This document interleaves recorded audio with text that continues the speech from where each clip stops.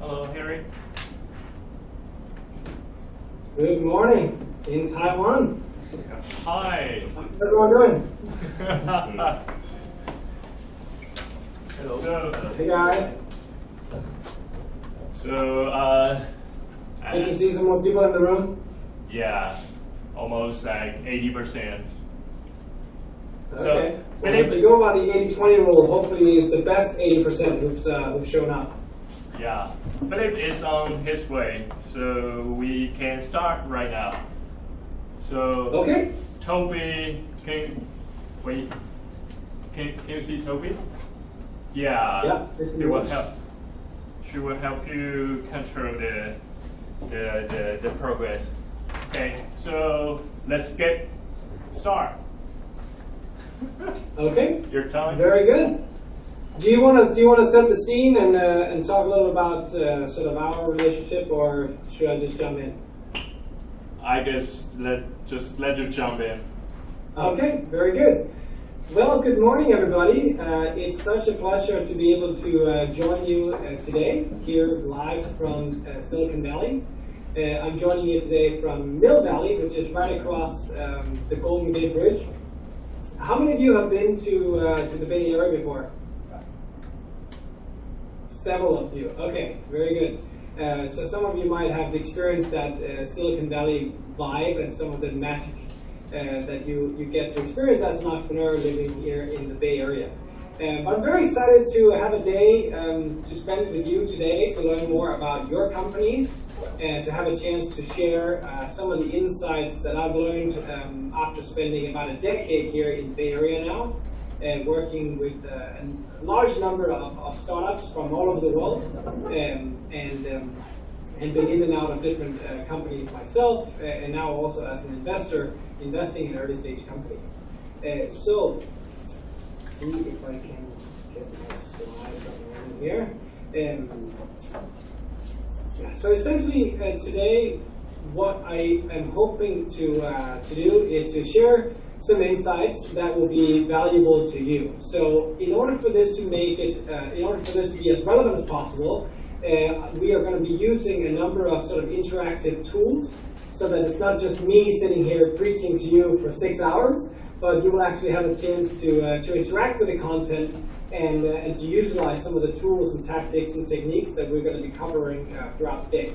The idea is also very much that it's not just me sharing my experience, but this is also an opportunity for all of you who have vast amounts of experience in different industries that we can learn from each other. So it's not just going to be one-way communication, it's going to be highly participatory, and I hope that you will jump in and that we can sort of create a space where all of you feel encouraged and ready to sort of jump in at any point in time, interrupt me, share a story, share some examples, disagree with me if there are some other perspectives that you want to share that might not work in the local context in Taiwan or wherever else you're operating. So I hope for this, I hope this can be more of a discussion instead of just a long lecture. Does that sound okay with everyone?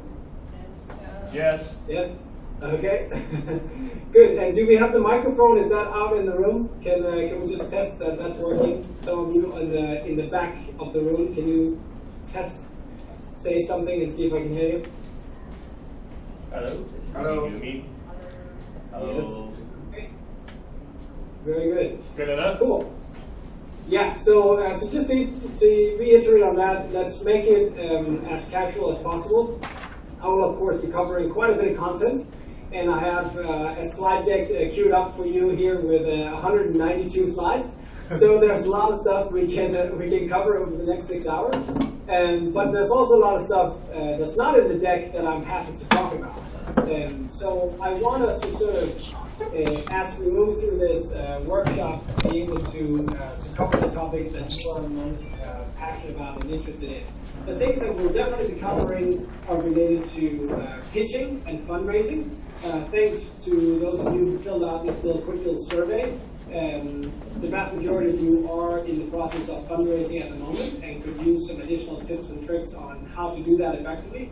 maybe some of you have raised a round from local investors, and now you're looking to approach investors in the United States or elsewhere, and you could use the help to sort of refine your presentation to work for a different type of investor.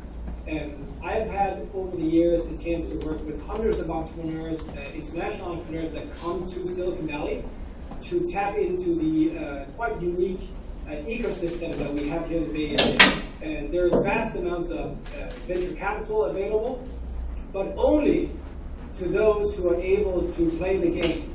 And the game of Silicon Valley is a little bit different compared to the game in Taiwan, in Germany, in London, in Indonesia, and anywhere else. It's sort of going to a different planet.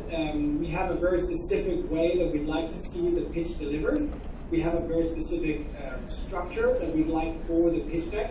So today, I want to share some things around pitching the Silicon Valley way and fundraising the Silicon Valley way. Like, how do investors over here think about businesses? What do they expect when they meet entrepreneurs for the first time? And what are some of the tips and tricks on how to hack the system so even you as an outsider are able to tap into the vast amounts of resources and network here in the Bay Area. So I'm hoping that is some interest to people. We'll also be able to dive into some more, I guess, advanced things regarding fundraising. So we can tap into topics around cap table structures, co-founder dynamics, co-founder agreements, things like that. And we'll talk about metrics in particular. And then we will also be covering some elements around growth hacking in the end. So I will share a presentation here in a little bit, and then we will also have a chance, of course, for you to introduce yourselves. There are a couple of ways we can do that. Let's see if this works. Cool. Yes. So you're hopefully able to see both me and the slides. Maybe, Casey, I'm not sure if you want to adjust the little thumbnail so it's not covering the slide. You can sort of drag and drop that if that's annoying. Okay, but yeah. So where I'm currently located is right north of Silicon Valley. So Silicon Valley traditionally is actually in the South Bay. So down here by Palo Alto, we have Stanford University and all the way down to San Jose. So you have a lot of the more old school tech companies based down here. But more of the modern sort of high-tech, cool, hip companies, they all want to be in San Francisco. So when we talk about Silicon Valley today, it's actually as much happening in San Francisco, and even to some extent also in the East Bay, but mostly San Francisco and then all the way down here in Silicon Valley. And then there's some of us that like to escape this tech craziness sometimes. So my commute from San Francisco is across the Golden Gate Bridge, where we have Sausalito and Mill Valley. So I'm sitting right up here now, and this is my daily commute, where I ride my motorcycle across the Golden Gate and to my office in San Francisco, or sometimes down to meetings in the South Bay. So for those of you who haven't met me before, this will be a rough introduction to Henrik Schiel. So my name is Henrik, and I'm a Danish entrepreneur. I grew up in Denmark. I studied engineering in Denmark. I started 2 companies in college, whereas one of them crashed and burned. I picked the wrong co-founder who screwed me over very early in my entrepreneurial journey. So I sort of learned the hard way that the #1 thing to look for when you're trying to pick a co-founder is to find somebody with integrity, somebody you can trust with your life. And I didn't know that as a first semester undergrad, so once we finally got some money in the bank, he ended up stealing all the money and put it towards basically paying off all other investors. He was already bankrupt with his company. So that was the top sort of introduction to the world of entrepreneurship. And then I started a small company and sold my share of that when I moved to Silicon Valley in 2010. I wanted to learn more about this magical place called Silicon Valley. So I took a position over here as a clean tech advisor. I had previously worked at Vestas Wind Systems, the world's largest wind turbine company, where I worked in their global research department focused on innovation management.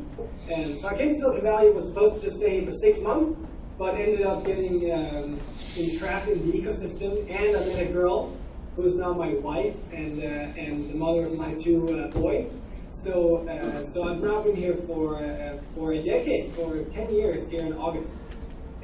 Over the years, I've had a chance to be part of different technology ventures in various industries, and I kept coming back to my passion for education. So I started a startup experience as an entrepreneurship education company, where I've physically traveled to 28 countries around the world, and I've had the privilege of working with entrepreneurs in Taiwan on multiple occasions.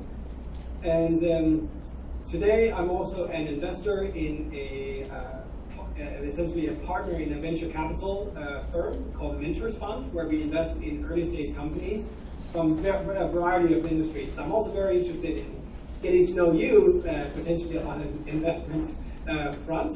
I teach at a number of prestigious universities. I'm a professor of practice at Thunderbird School of Global Management, where I teach entrepreneurship, and then I work with a number of large companies in sort of an innovation consulting role. They bring me in to infuse some of this entrepreneurial mindset amongst the employees. So I work with companies like Twitter, Intel. I've done projects with NASA, with Lego, with Nordisk, and a number of others. So I think that's enough about me, but I'm sort of wearing multiple hats as an educator, as a mentor, as an advisor, and as an investor as well.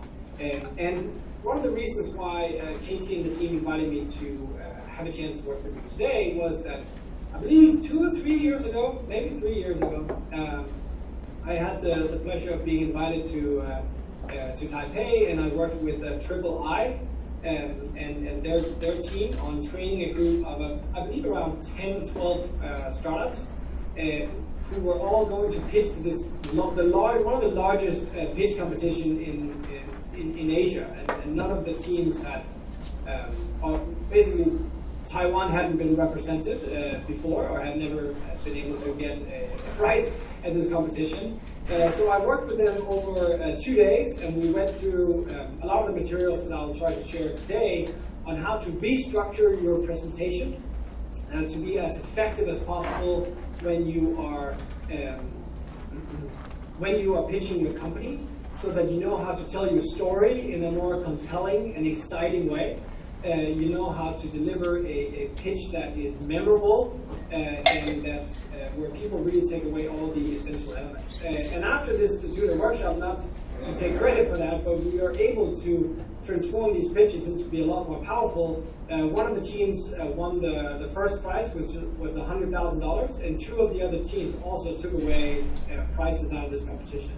So it went fairly well, and some of the things that we learned from that workshop that I think also is relevant to many of you is that the Silicon Valley way of pitching actually also works in other markets. And there are certain things that has been refined over the years in Silicon Valley, because there's such a density of startups, there's such a concentration of entrepreneurs, and there are also so many international entrepreneurs that come in all the time. So that has sort of sped up the improvement of sort of how efficient entrepreneurs can be. So there's a lot of knowledge here that we can learn from this crazy place called Silicon Valley. However, just because you're not in Silicon Valley doesn't mean that you can't innovate and you can't build a great company. Great ideas are everywhere, and good ideas don't care where they came from. So I'm very much aware that we don't have to just preach Silicon Valley, and that's the only place you can innovate and start great companies. That is absolutely not the case. There are many, many fantastic companies in Asia, in Latin America, in Europe, in Africa, and all over the place. But because there is such a robust ecosystem here, there are a number of things that we can learn and we can bring back. So it would be stupid not to harness some of these insights from Silicon Valley. But back to you. So what do you think, what are some of the things that make Silicon Valley work? And some of the things that could potentially be replicated in Taiwan, and some of the things you're trying to utilize now while going through this accelerator program and using with your own startups? Like what are some of those things that tend to work and makes Silicon Valley such a powerful place? Any guesses? What is the secret sauce of Silicon Valley? Is there really a silver bullet? It's probably a lot of different things. Yeah. It's the talents, the history around tech, the investments, the regulatory framework, and the emulation mostly.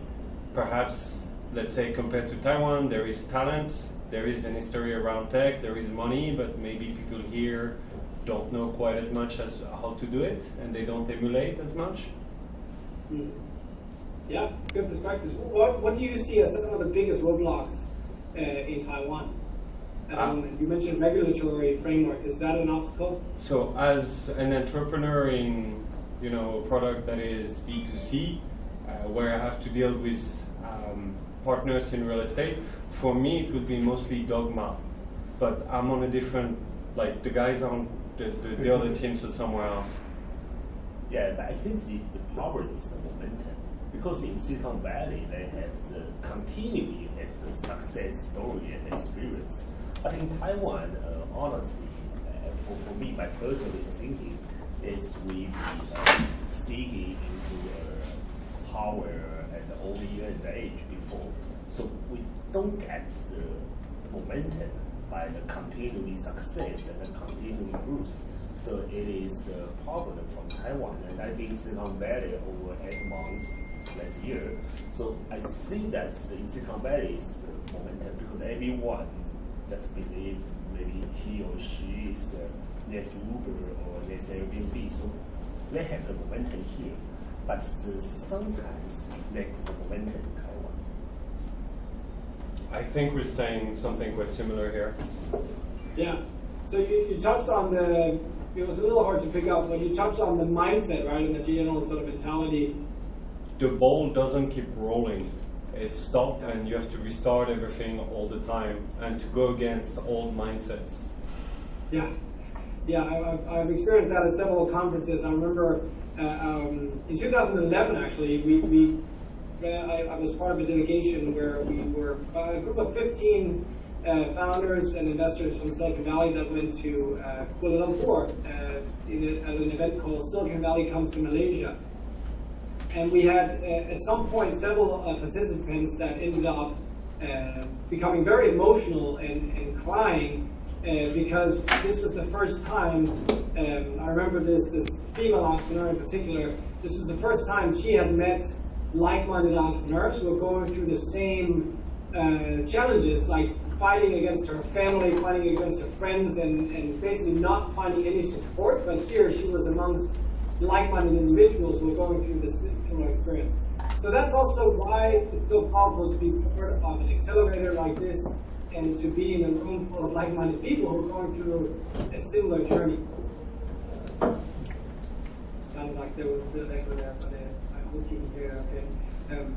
Yeah, so the secret sauce from my perspective in Silicon Valley is really less about just capital and the availability of talent and the concentration of large companies that you can use as customers or sell your company to, but it's really the mindset and mentality around paying forward, about helping each other out, and that's some of the things that you can successfully emulate really anywhere if you choose to come together as an ecosystem.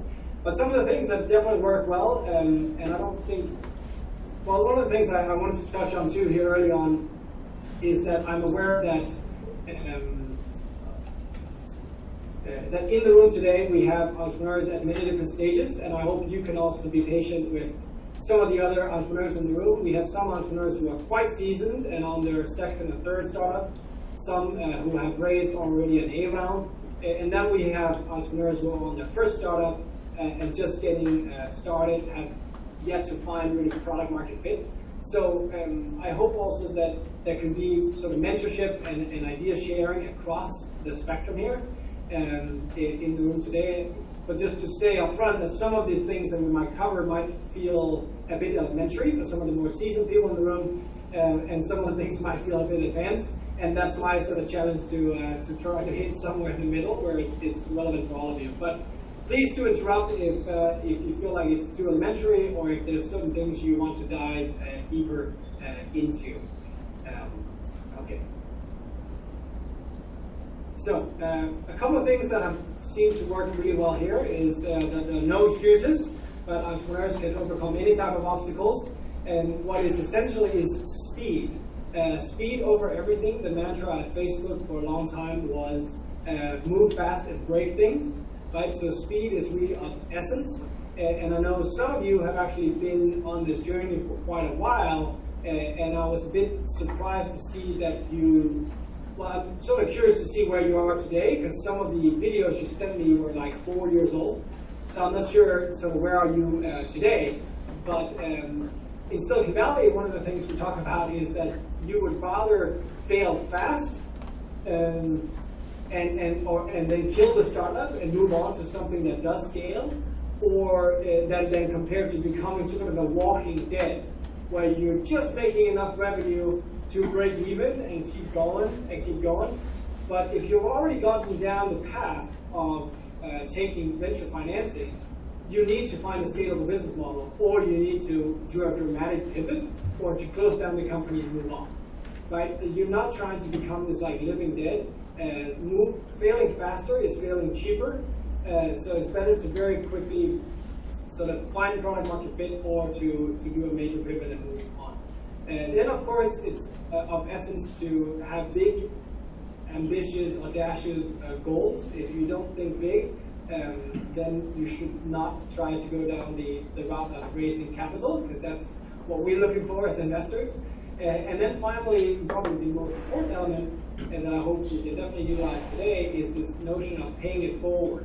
Right? So all successful individuals have greatly benefited from a number of mentors who took their time to share what lessons they've learned in their careers, and now it's our turn to also essentially pay it forward. So people here especially are quite good at embracing this notion of not thinking what's in it for me. In Denmark, where I grew up, this is one of the things that people suck at. Right? They're very stingy with their time and their ability to give to other people. So if you don't know somebody, you are very unlikely to spend time helping that individual. Whereas here, people believe in startup karma somehow. So if you help out another entrepreneur, you're not looking for what's in it for me. How can you give me something? I'm looking to genuinely give you a lot of value, open up my network, see you succeed. Because if I do that to you, somebody else will do the same to me, or somebody has already done the same to me. So that is a very important sort of mantra of Silicon Valley. So here's an overview of some of the topics that I feel like we can dive into, and you let me know, write down, take notes, if there are certain things that you definitely want us to focus on. Initially here today, we're going to focus on some of the things here at the bottom around the investor meeting, who to meet, how to do it, what not to do, the ultimate pitch deck and the structure. And we're going to go through some general like presentation techniques, how to build a good story, what to do with your body language, your voice control and intonation. And then later today, we'll dive into fundraising and some of the stuff related to growth hacking around metrics. We can talk about running experiments, minimum viable products, early adopters, and things like that. But we'd love to sort of, in a minute we're going to jump onto this virtual tool where you have a chance to also throw in some of the things that you want us to talk about. Yes, was there a comment? Nope. Okay. Cool. So the first thing here that we're going to dive into, and we're going to make it interactive in just a few minutes, is this fact that entrepreneurs are always pitching, right? From the moment you decide to become an entrepreneur, your life changes in so many ways, and one of those is that you're always talking about your startup to your spouse, to your kids, to your friends, to your colleagues, to people you meet at a random coffee shop. So you better hone the skill that is pitching. Like, it's very hard to get around it. Even if you are a technical co-founder and you feel like, well, I'm taking care of the back end, I don't need to worry about presenting the company. Well, guess what? You kind of do anyway. There's no getting around it. If you are a founder, you need to be a good communicator. Or at least you will benefit tremendously from honing your communication skills, because it is so valuable when you're communicating to your other co-founders, to your employees, to your shareholders, to your customers. And that is why being able to tell a powerful story around your company is just so fundamental to basically all companies. I very rarely see companies succeed if they have an entire founding team that just can't, for the life of them, tell the story about their company. So entrepreneurs are always pitching, and we might as well get good at it. So let's try to look at some of the things we can do to make it better. When you are pitching, there are generally 3 different types of pitches that you get to deliver as an entrepreneur. The 30-second elevator pitch that you usually use to sort of open up a conversation with a new person at a networking event or whenever you meet somebody in a social context. Very important to have a powerful 30-second elevator pitch that only touches on the absolute most enticing elements of your pitch, where you focus on the things that makes you most excited about your own company. So you can also get other people really excited about this company that you're building so that they want to hear more. If they want to hear more, you now get to deliver your show pitch, and this is also the sort of 3 to 5 minute presentation you typically get to deliver at an angel forum. By the way, am I talking too fast, or is this okay for everyone? It's okay. Okay. Thank you. It's okay. It's okay. Okay. Well, just again, interrupt me if it's not working. So the 3 to 5 minute show pitch is what we'll try to work on today, and you will get to deliver your show pitch hopefully a couple of times and get some feedback from the peers in the room here, and we're going to try to digest your show pitch the way it is today and try to get a couple of things on what could be improved and how can you communicate the story of your startup in a more powerful way. And then finally, the 15-20 minute investor pitch. Typically, you get invited to an hour-long meeting with investors if you're seeking funding.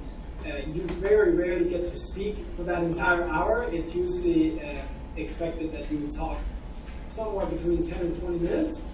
And typically, you would get interrupted after a minute and a half, and then we start asking questions, drilling you, and all kinds of things.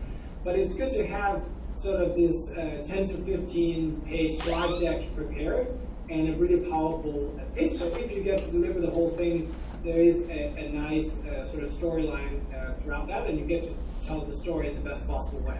We'll talk about what are the key slides you need to have in your slide deck, and what are some of the things you can do to make it more powerful.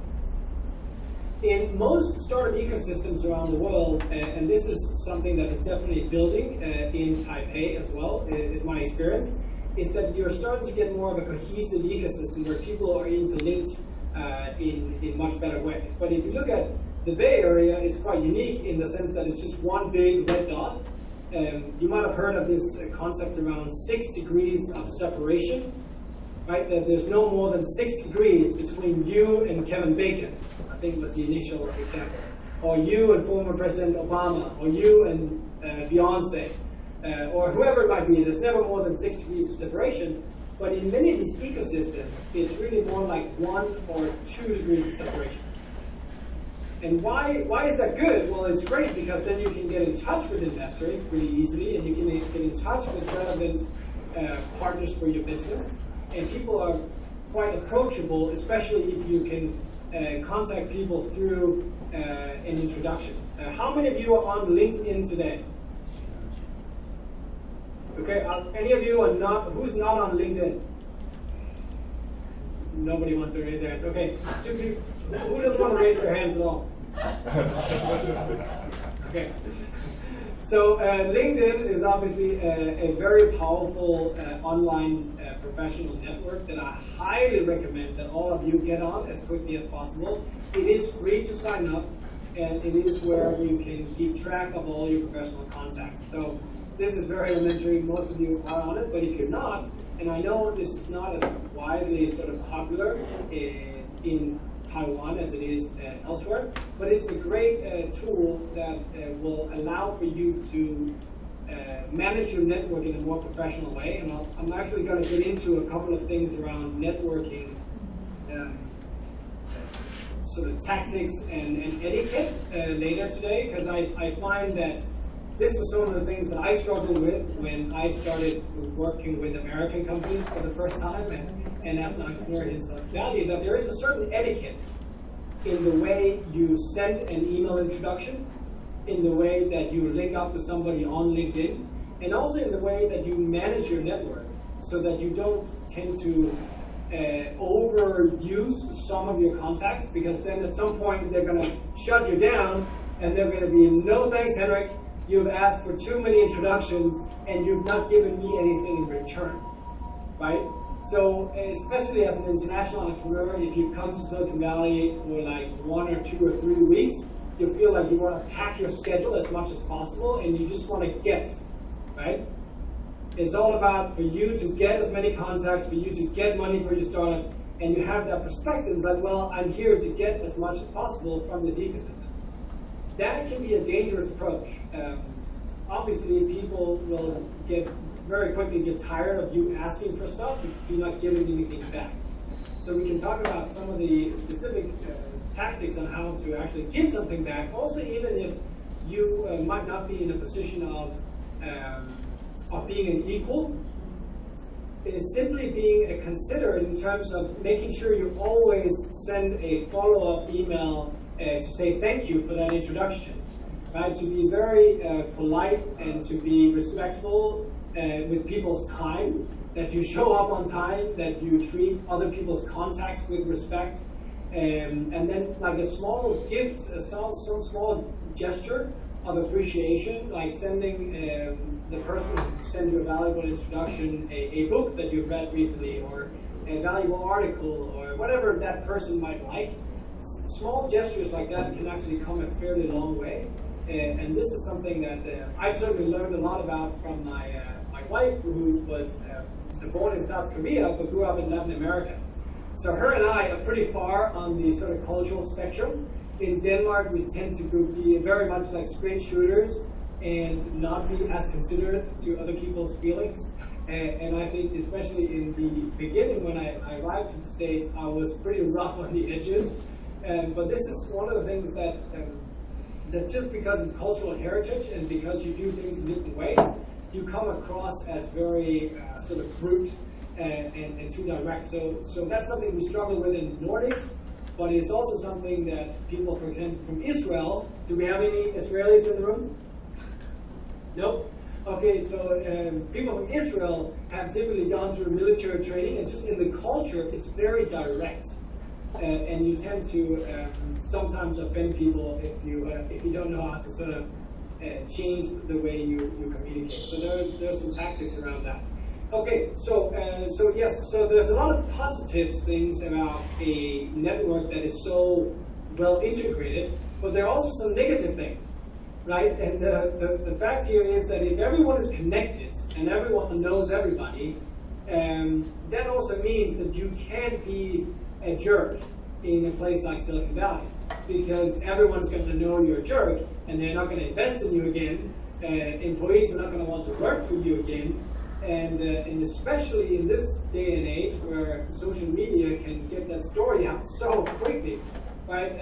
There are a lot of people, also friends of mine, who have acted inappropriately in some situation, and now they're just banned, and they're really, ousted from the ecosystem. So it's an interesting time to be a founder, where some of those dynamics are increasingly important. The way you treat your employees, the way you treat your manufacturing partners, the way you treat your business partners in general, but also everyone else that you meet, because you can't afford a PR disaster as an early stage founder. Okay, so don't be a jerk if the ecosystem is well integrated. And your network is your net worth. And what does that mean? Well, if in the startup world, what I've found to be true is it's not just about what you know, it's really who you know and how fast you're able to get access to the right people, because that means you can open doors so much faster and you'll be able to just get shit done in a much better fashion. So your network is your net worth, and if you keep that in mind, you also start thinking differently about receiving and sending email introductions, because then you think about your network as your net worth, and the context that I have, that I've created those relationships and nurtured those relationships for 5 or 10 years, and you come to me and ask for an introduction. Hey, Henrik, can you just introduce me to one of the partners at Kleiner Perkins, for example, right? It's like, yes, I have, those people are in my network. You can see it on my LinkedIn that I have those people within my network. But if you are too casual about that request, that's going to be a major turnoff, because I have spent a lot of time and energy building those connections. So if I am to send an introduction, I'm going to really spend time crafting that email introduction, making sure there's something in it for both people, and so on. Okay, we'll get back to some of that later on if that is of interest. But just to sort of nail this home, your network is your net worth. The people you see here in the room, do you recognize some of the people here? Have you heard of the PayPal Mafia before? Yeah, they're famous over here. They're famous entrepreneurs that all basically were part of PayPal in the early days. And they symbolize, I'd say, the inner core of Silicon Valley network today, still today, right? So many years later, they are still part of the core, because out of these, in this picture, you see people like Peter Thiel and Max Levchin, Reid Hoffman, Java Karim, and these and the list goes on. And the people here, is that a young Elon Musk over here maybe? Out of the group that started PayPal, you have now over 7 unicorn companies. All right, so Elon with Tesla, SpaceX, Java Karim, Steve Chen and Chad with YouTube, Jeremy with Yelp. You have people like Max Levchin, who's a very famous investor today with Slide, Dave McClure with Kiev and 500 Startups. And it's just like, the list here is quite unique, right? Keith with Square.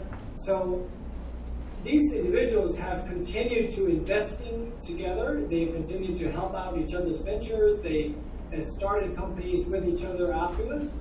So it is so important to really look at your network as one of the most valuable assets you have as an entrepreneur.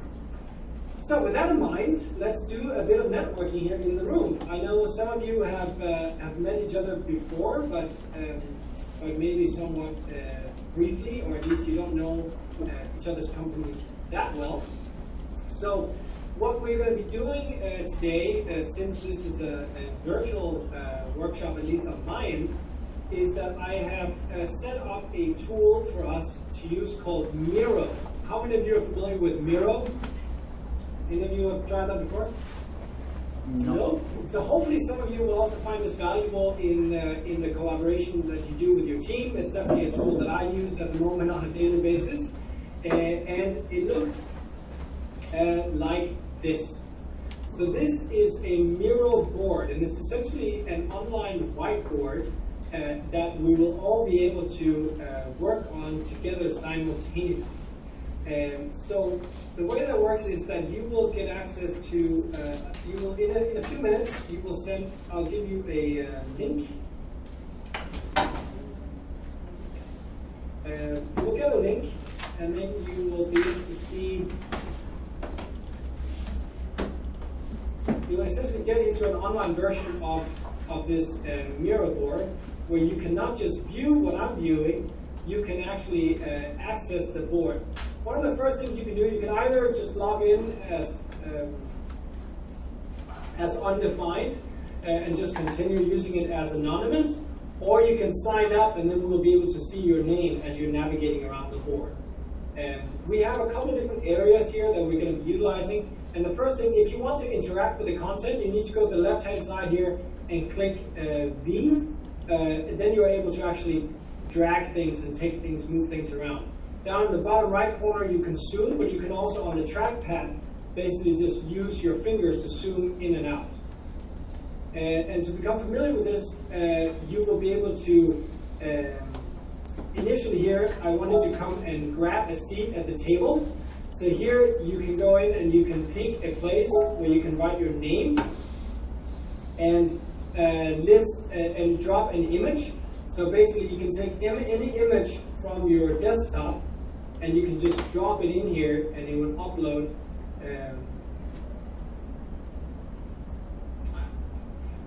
Great. Well, it didn't allow me to do that right away. I'm not sure. I think it tried to load the image incorrectly. But you can upload an image to the board, either by just dropping it in or by clicking on the dots here on the left, where you can upload an image.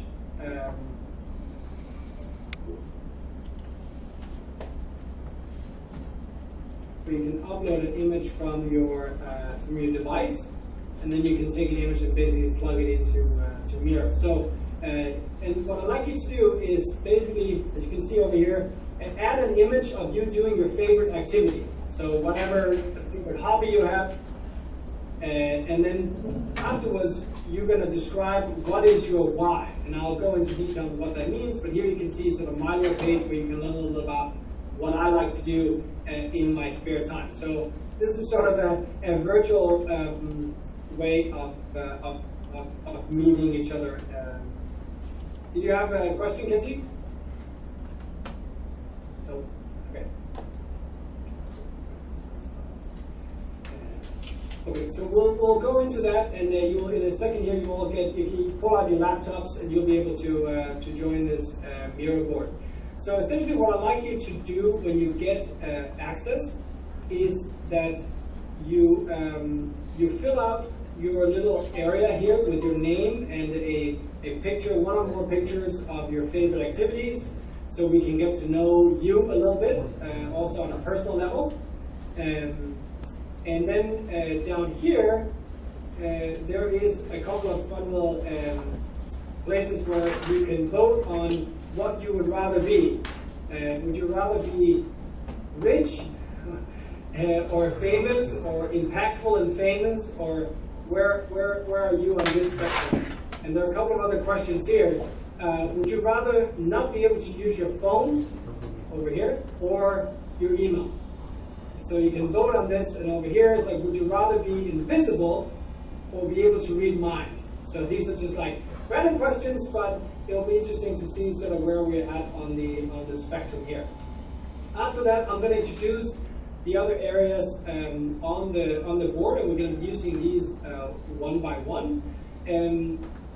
Down here, you have an area where you can share any insights, either insights that you already have or insights that you've gotten throughout the day today that you feel like sharing with the rest of the group. So an example here could be never cold call investors. Find a common connection and get an introduction instead, because investors get overwhelmed with people who are approaching them, and it's bad for your credibility if you don't have some smart way of getting an in to that investor. So that could be an example of an insight that you got.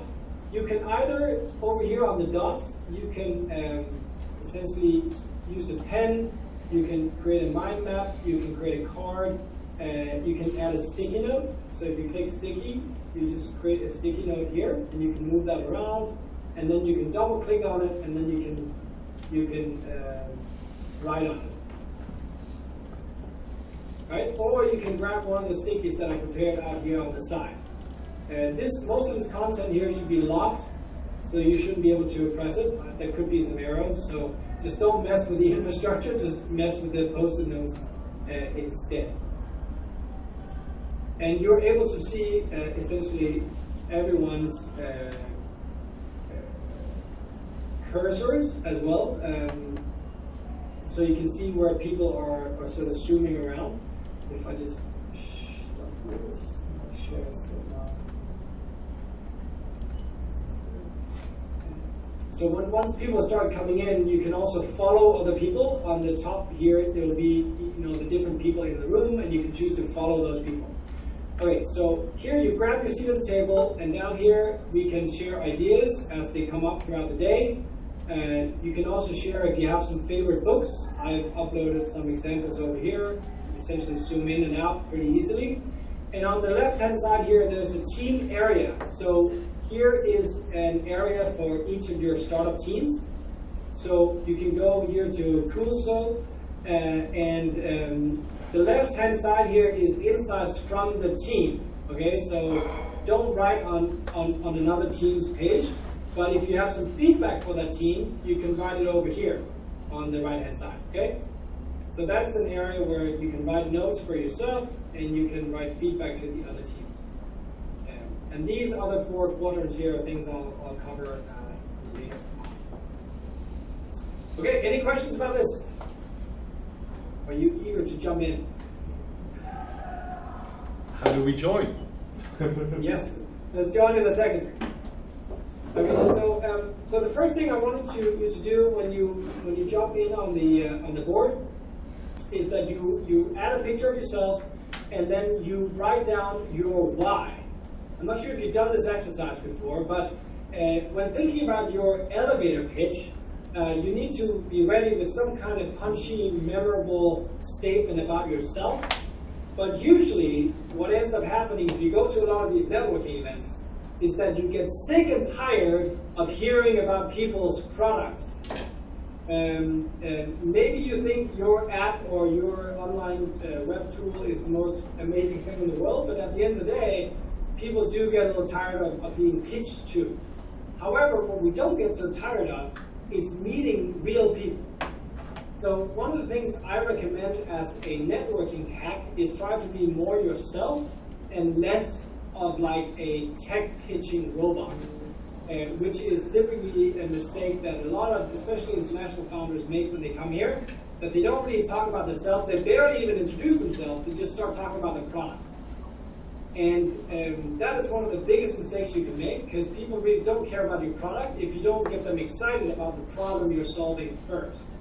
So what I recommend you do if you want to stand out and be memorable and for people to sort of think highly of you is to think about what makes you smile about your business. Like, what are the things you are most proud of, or what is the coolest thing about the work you're doing? And one of the best ways of finding into that is to start with not just the brain and all the features of your product, but also the heart. And I know this sounds a little corny, but if you've read Simon Sinek's Start With a Why, how many of you have read Start With Why or seen the TED Talk? None of you? A few people? Few people have heard the talk. Okay, so I highly recommend you check out this TED Talk by Simon Sinek. It's one of the most viewed TED Talks, and you can find that at TED.com, and then search for Start With Why.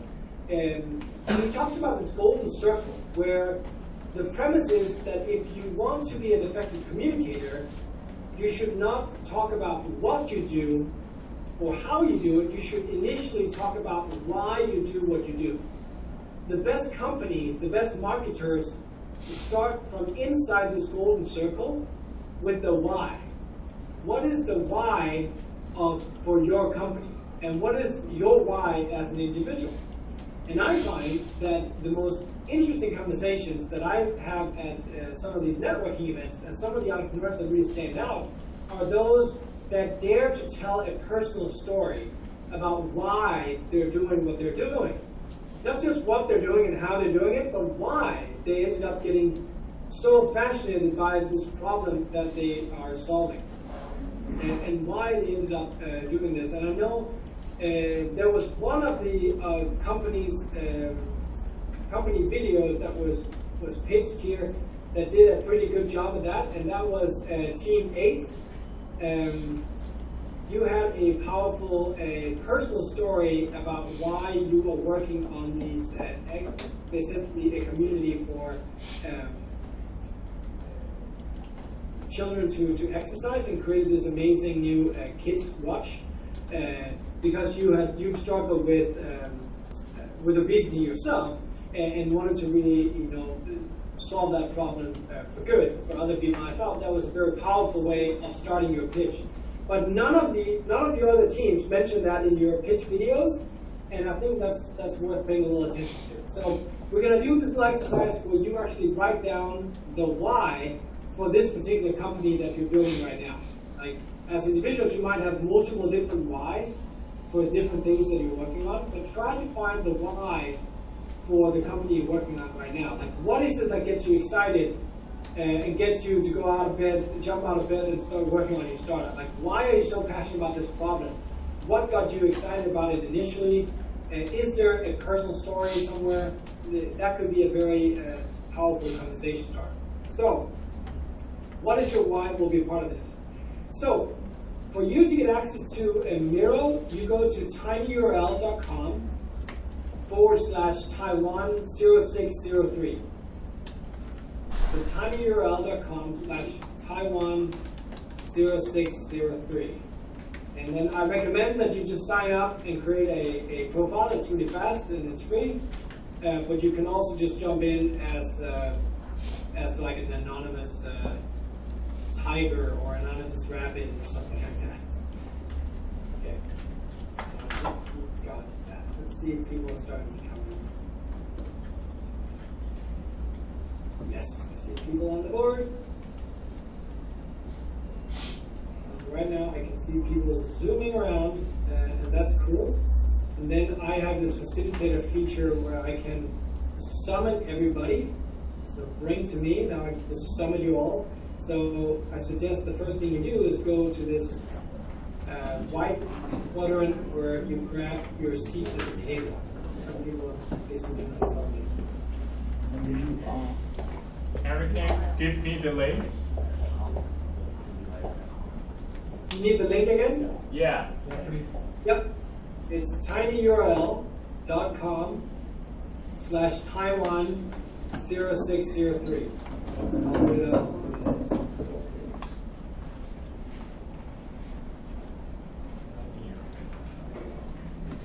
Maybe you can write it on a whiteboard or something, KT. Oh, okay.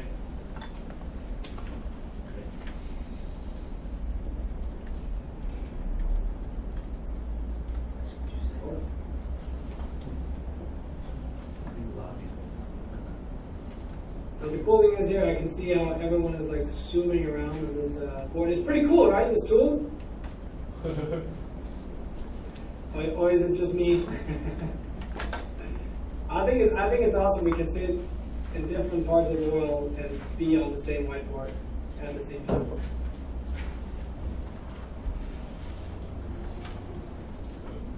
Does anyone?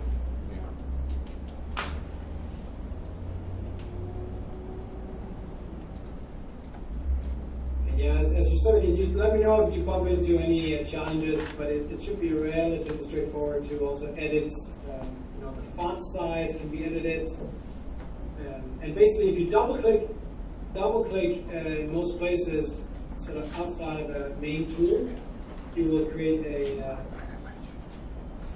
sticky note.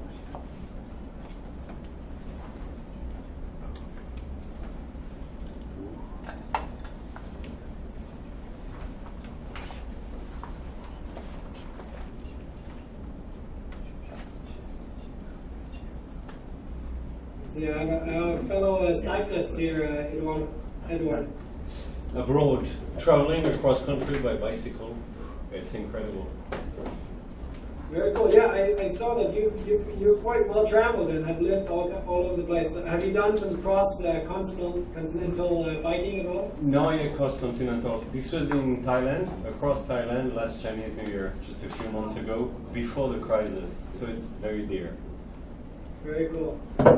Yeah, I have a good friend of mine. Is this crazy guy from Great Britain. His name is James, and he bikes from Alaska, the northern sort of town in Alaska, to the southern tip of Argentina, where there's a town called Ushuaia. So it took him like 2 years to bike through Alaska, Canada, United States, Central America, South America, all the way down. He got kidnapped twice. In Brazil, lost all his stuff, was driven off the road so many times. It was just crazy. That requires certainly a lot of guts. Yeah, that's the kind of experience you're going to do definitely pre-wife and kids, or husband and kids. Wow, do we have a skier here, a former Olympian? Almost.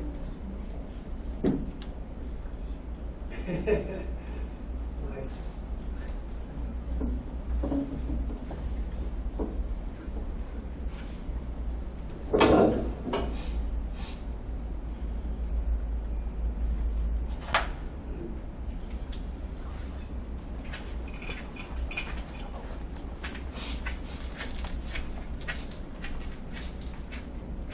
so we'll take a couple minutes for you to also fill out your why.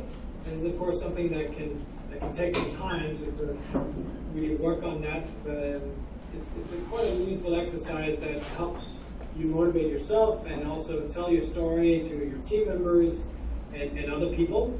And I find that some entrepreneurs haven't necessarily reflected so much on that, but it can really help refine the pitch if you build the story up around why you're actually doing what you're doing.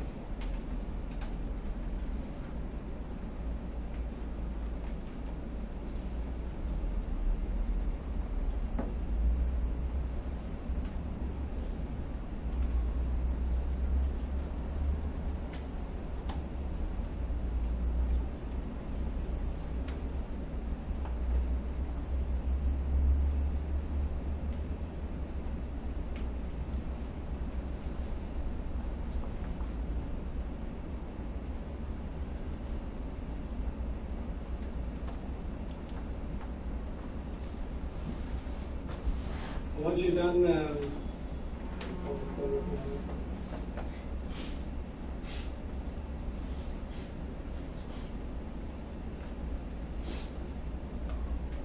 once you're done with that, you can jump down to these little voting holes, right to the bottom left-hand corner.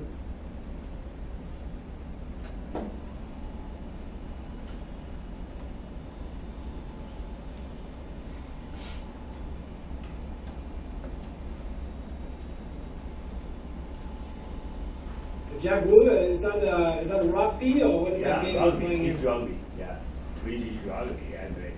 I know. That looks pretty hardcore. Just found Jack's picture here. This is my one. Kevin, you're DJing here? Yes. I know. Is that something you do semi-professionally or just as a hobby on the weekends to get free drinks? Just hobby on the weekends. Okay.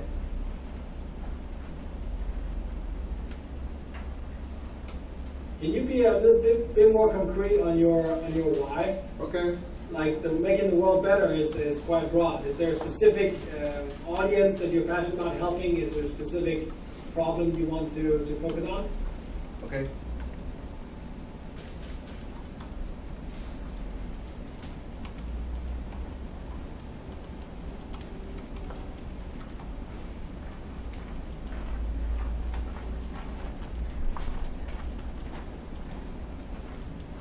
Golfer.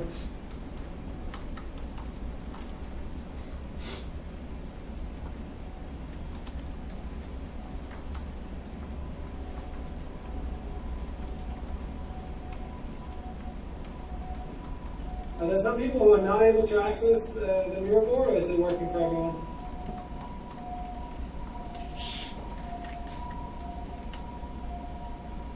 Working for everyone. That's cool. So we're 18 people.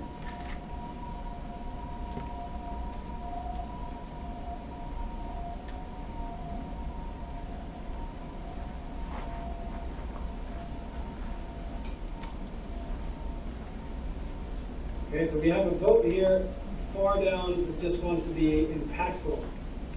Doesn't want to be a bitch.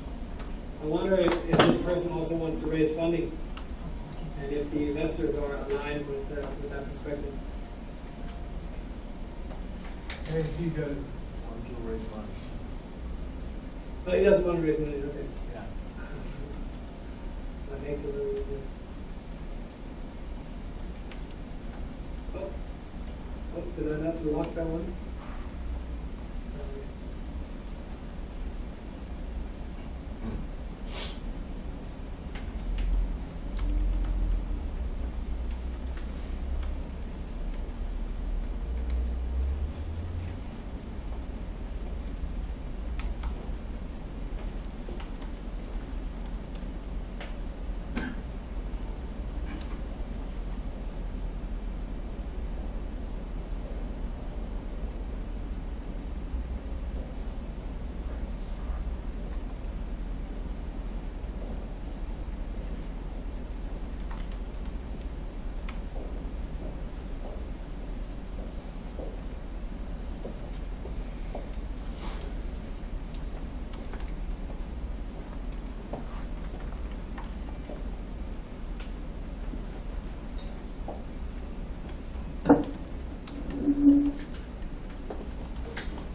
Who's this gentleman here with the mask? That's me, I guess. Okay, can you write your name up here? I put it. I thought it's. Oh, it's on. Okay, I put it on the bottom. Oh, you put it below. Yeah. Gotcha. Okay, it's just, I think it's. I just I'll open that up and super clear. Perfect. And your why is simply just summarized by seeing these active kids, I guess. Yep. If it's Yeah. okay with you.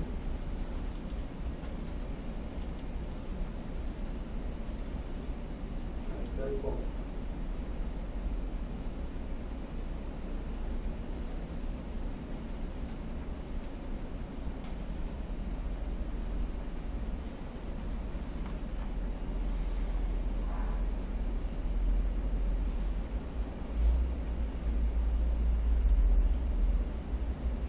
So I think most people have everything to get in now.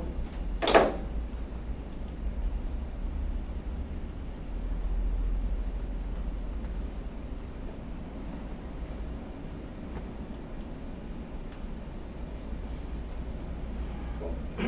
Okay.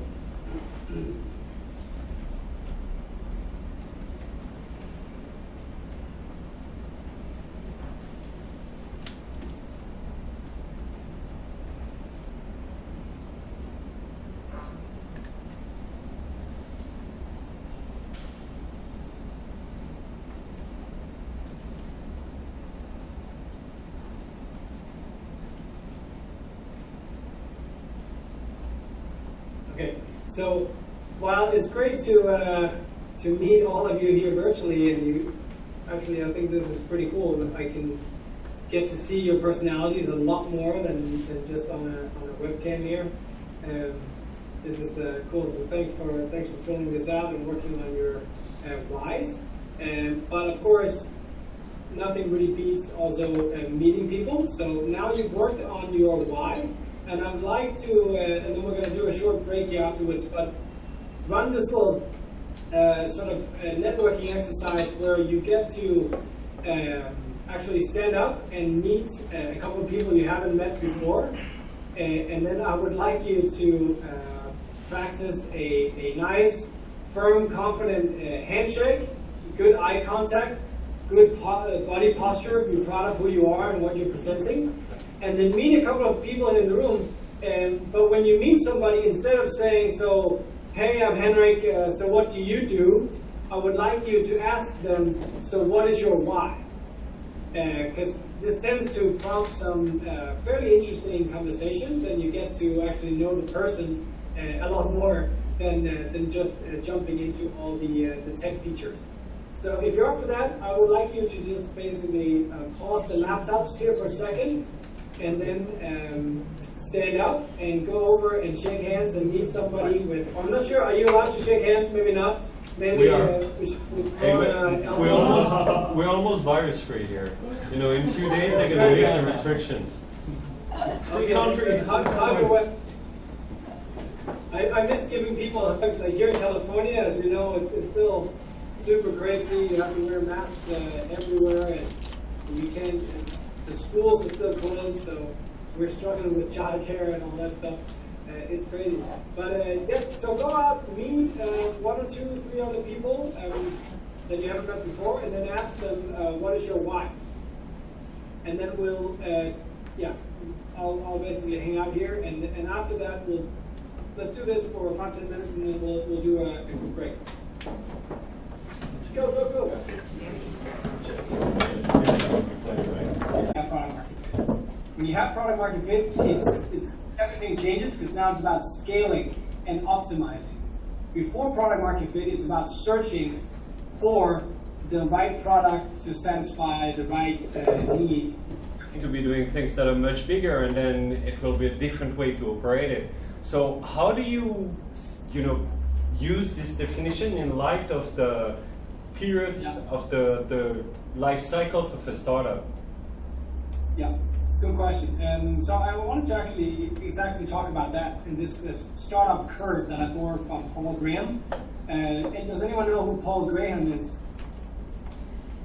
So Paul Graham is the founder of a startup accelerator called YC, also called Y Combinator, which was really the sort of first really successful startup accelerator, and a lot of accelerators around the world have emulated the model that they came up with, which was this like 3-month, really intensive boot camp style program where you take a startup from scratch and into like a viable business. And during this journey, you are very focused on doing everything you can to find product market fit, which is really about identifying what is the real need that we can address here, where we can solve a problem for real people and doing that in a way where we have a scalable business model that can eventually make money. And so Paul Graham has this curve that I think sort of interestingly visualizes the happiness throughout the lifetime of an entrepreneur. Whereas you're starting out before the startup, and like everyone else, sort of moderately happy about the way things are going. And then what happens when the day you decide to start your business? Does it go up? Does it go down? Does it go straight? Down. Your happiness level. The day you decide to start a business. I think everybody's super excited. It's like when they get married, they're high. Everyone gets excited, right? Because, wow, congratulations, you're changing the world. You're following your passion, and how amazing. You're going to be the next Steve Jobs and Elon Musk, blah, blah, blah, right? Everyone is very excited on your behalf. And what happens pretty much inevitably on day 2? It crashes, right? Because now you realize that nobody actually had the problem you thought they had, and nobody really cares about your stupid startup, and it's going to cost way more money than you anticipated to build the product that you wanted to build, and the people you thought you could recruit for your company don't want to work with you after all, and now you go through what we call the trough of sorrow, right? So the trough of sorrow is this miserable time in an entrepreneur's life where you are desperately trying to find something that works. And you're creating a lot of different experiments. You're running multiple different experiments every week to try to find something that sticks, right? Unfortunately, during this period, most startups will die, right? They end up having conflicts with their founders. They run out, co-founders, they run out of money. They just get sick and tired of working on a startup that doesn't work. But for a selected few, sometime something starts working. More often than not, what ends up working is actually not what you anticipated. It is something else. But because you have continuously experimented and tested different things out, you are open to figuring out something that works. Something you can build a repeatable and scalable business model around offering this particular product or service to your customers. And for a selected few, probably around 5% or so, you actually find what we call product market fit, which is that day where you can, in a profitable way, satisfy the need of your market. And from that day forward, everything changes. Now it's about scaling, and only then you actually get up and beyond the initial sort of happiness level of the founder. So a lot of people, when they talk about entrepreneurship, we tend to glorify this world of an entrepreneur, right? It's very sexy to be a founder today. But I think all of us here in this room knows that reality is fundamentally different. It is a lot of hard work. It is living under your desk or in your mom's basement eating oatmeal and ramen, and it is very, very tough. And so most entrepreneurs don't sort of anticipate this trough of sorrow and how hard it's going to be before those glorious days await. Because all we hear about is the last day, right? It's after you find product market fit, and then all of a sudden looks like an overnight success. That's what the press likes to write about, and that's the famous startup stories. We don't as often hear about this. But so to your question, of course there are multiple cycles, and from here on forward, some of you have probably found some initial product market fit, but this curve might not go as straight as what is illustrated here. More often than not, you have initial sort of indications of growth, and then it sort of flattens again, and you need to wait until you can sort of take off again to at some exponential rate. And maybe, yes, you've satisfied the need in your current location, and now you're starting over in a new market where you are strongly encouraged to adopt the same sort of lean startup mindset type of approach, where it's not just about building a scalable business as fast as possible. It's really about testing out all those different hypotheses before you run out of money. I didn't even include my slide on lean startup because I thought we'd sort of cover that. But I'll find that for you later.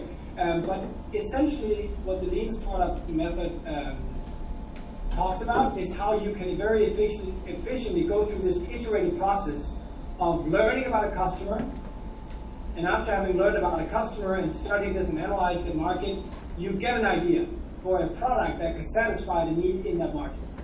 And then you build what we call an MVP, a minimum viable product. And an MVP can be a simple experiment, and it allows you to test the riskiest assumption in your business model with the least effort. So what is the fastest way you can test this risky assumption in your business model? Say, for example, you wanted to test how the market is, a new market is going to react to your smartwatch for kids, right? So you're your teammate and you want to enter a new market. Instead of setting up production facilities in this new country and running an expensive marketing campaign and finding distributors, one of the very sort of lean startup methods of testing market demand would be to run a Facebook ads campaign targeting specifically the demographic you wanted to target in this specific country, and then you run A/B tests on this to test the demand, right? It will cost you a few $100 or a few $1,000 depending on how large you want to run that advertisement campaign. But after that, you will have very specific indicators on whether or not there is a real appetite for your product, right? So you don't actually set up an office, you don't set up any partnerships in that particular location until you've done these. Earlier on, you might not even want to run an AdWords campaign.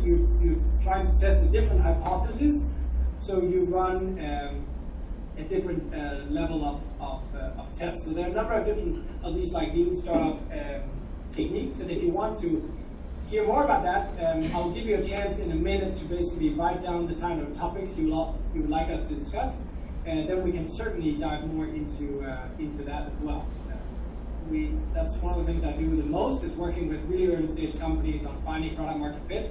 So there are a lot of very practical tactics on how to do that. But it's right, like it could also be relevant for an existing company that are now entering a new market.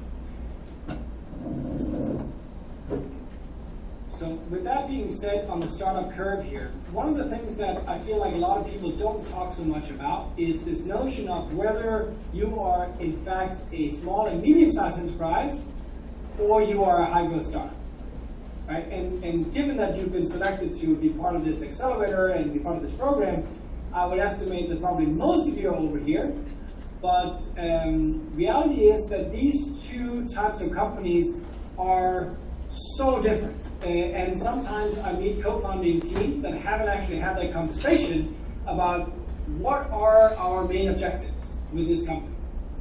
What are we trying to do here? Are we trying to build a lifestyle business that can sustain ourselves and our families, and that we'll be able to take out a couple of $100,000 a year and live the type of lifestyle that we want to live? Have time for our families, for our kids, and just enjoy running a profitable small business.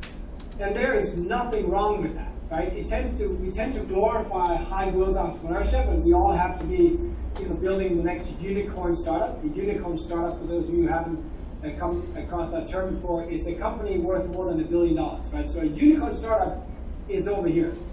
If you want to change the world, if you want everyone to know your name, you don't have a choice. Right? And many high-tech companies don't have a choice. They have to go the high-growth startup route. And if that's the case, you're typically cash flow negative for quite some time. Maybe you're actually losing money for a 2, 3, 4, 5, 8-year time frame because you're prioritizing growth over profitability for a long period of time. And that's what you want as founders, and that's what the investors want as well, because you're in a winner-takes-all market, where that is the right thing to do. But if you haven't had this conversation with your co-founders, that is probably the first thing you need to do. Because if you go this route, there are no weekends, right? There are no holidays, there are very few child birthdays. It's 100 hours a week for the next 5 to 10 years. It is extremely high risk, it is extremely hard work. But on the flip side, if you make it over here, you never have to worry about working a day in the rest of your life. But just think about that it comes at a cost. Once you start taking money from investors, you're giving up equity, you're giving up control of your company, and you're giving up like essentially power. And it's just one of the things that a lot of people end up not talking about, that there's a different route that is perfectly valid, and that is to build more of a lifestyle type company, a small and medium-sized enterprise, where you are in charge, right? Where you can grow at the pace you want to grow at, where you can choose the destiny for your company. Once you start getting multiple groups of investors to come in, after 2-3 rounds of funding, who's in charge? The investors are, right? Or the board of advisors, and you could get fired from your own company. So that's a very important distinction. So out of the room here, how many of you are going sort of on the left-hand side, like small and medium-sized lifestyle business? You want to be in control, sustain yourself, and have a successful company. Anyone wants to admit to being in a lifestyle business? No? Okay, how many people are building a high-growth unicorn startup? Okay. No, there are a couple people not raising their hands. Okay. Yeah, so nevertheless, it's important to just sometimes basically ask yourself, okay, what do we want to do here? But of course, if you already raised funding, you're already in the pool. Now it's about learning how to swim as fast as possible. On that note, when we talk about high-growth startups, one thing that's important to learn about is the power law of investment returns. Are you all familiar with that? Is there anyone who can explain what that power law is? No. No. So the power law of investment returns is something that's sometimes surprising to entrepreneurs before they really start considering how the mechanics work for investors. Many people, so this is really for you to get into the mindset of an investor. If you want to raise funding, how do they think? Like, what are the things that on our end needs to add up, right? So usually when we talk about, there are different sources of funding, of course, and I think you are relatively well experienced in that role, that we have. Are there some people in the room who want to learn more about the different types of investors? Or is that clear to everyone? No answer? Is this like different type among VCs, or is this between family offices? The different rounds that you tend to raise, right? So you raise a pre-seed round, like a friends and family round, right, from your uncle or your family members or some of your friends. And then you go to angel investors, who are typically wealthy individuals investing their own money. And then we have venture capital firms, VCs, who invest not their own money, but money that they have raised in a fund. Right? So VCs initially have to go out and raise a fund. So they go to family offices, they go to large insurance companies if they're really big, and they go to other extremely wealthy individuals, and they raise money for a fund. So now they have between $5 and $500 million under management. So they typically end up writing larger checks. So a fund in a VC fund typically runs over 7 to 10 years, and for the fund to give a decent return to their investors, they have to at least triple their money over a 7 to 10 year time frame. Right? If they cannot give their investors their money back threefold, it was basically a bad case, because that is equivalent to about a 12% interest rate, rate of return annually, right? And to correlate for the amount of risk that you're taking as an investor, you at least want to make 12% interest on your investment here, so to speak. it turns out that actually relatively few funds ends up returning, like giving good returns. Most venture funds out there are bad investments. And we can talk about some of those mechanics on exactly how that works with management fee and carry and things like that if you're interested. But one of the things to fundamentally understand is this, that people think that the way investors operate is that most of the, like they have a couple of companies that return the money like 8 or 10 times, and then they have a lot of companies who end up returning the money like 5 times, 3 times, 2 times, so on. And that's how a fund makes money. That is not the case. That is not the case. That's not how investors make money. They don't get basically an averaged out return on on the majority of the companies. Most of the companies fail. The actual curve looks like this. So out of an investment portfolio of say 100 investments you've invested in, one of those investments are going to be, so if you can hear some crazy howling here in the background, it is because people here in California are going so crazy about the pandemic and the lockdown. So in this area where I live, at 8 o'clock at night, which is what it is here, people started howling. They go out on their balconies and out the windows, and they scream like wolves. So everyone right now in the valley are like, oh! Pretty crazy. But don't worry, it only lasts like 5 minutes, and people sort of get their anger out that way. It's an interesting phenomenon. Okay, so the point here is that out of an investment portfolio of 100 companies, one of those investments are going to be more valuable than all the other companies combined. So up until recently, if you look at an investment company like Y Combinator, Y Combinator is this startup accelerator that invests in startups, and then they take them through this 3-month acceleration program. They give about $100,000 to the startup, and they take roughly 6-7% equity in every startup. Do you know what is the most valuable startup that has gone through YC? Any guesses? Airbnb. Airbnb. You are correct, my friend. And up until very recently, Airbnb was worth more than all the other 1,000 companies combined. Right? And this is pretty crazy to understand those mechanics. So what does that mean for the psychology of an investor? If that is actually how the portfolio is going to be returned, how they're going to make money, is by not selecting a bunch of semi-average companies that do well. It is by selecting one company that's going to make up for all the rest. But what does that teach us about the psychology of an investor? sorry, can I ask you something? Yes. Is it more like for US VC or for VC all over the world? Because I feel like I come from France and Europe, and I feel like in Europe they are more looking for these average things than this one shot. Yeah. It is probably especially the case for high growth,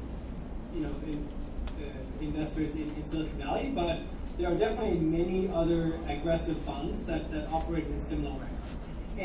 But you're right, it's a good point that every market is different, every venture fund is a little bit different.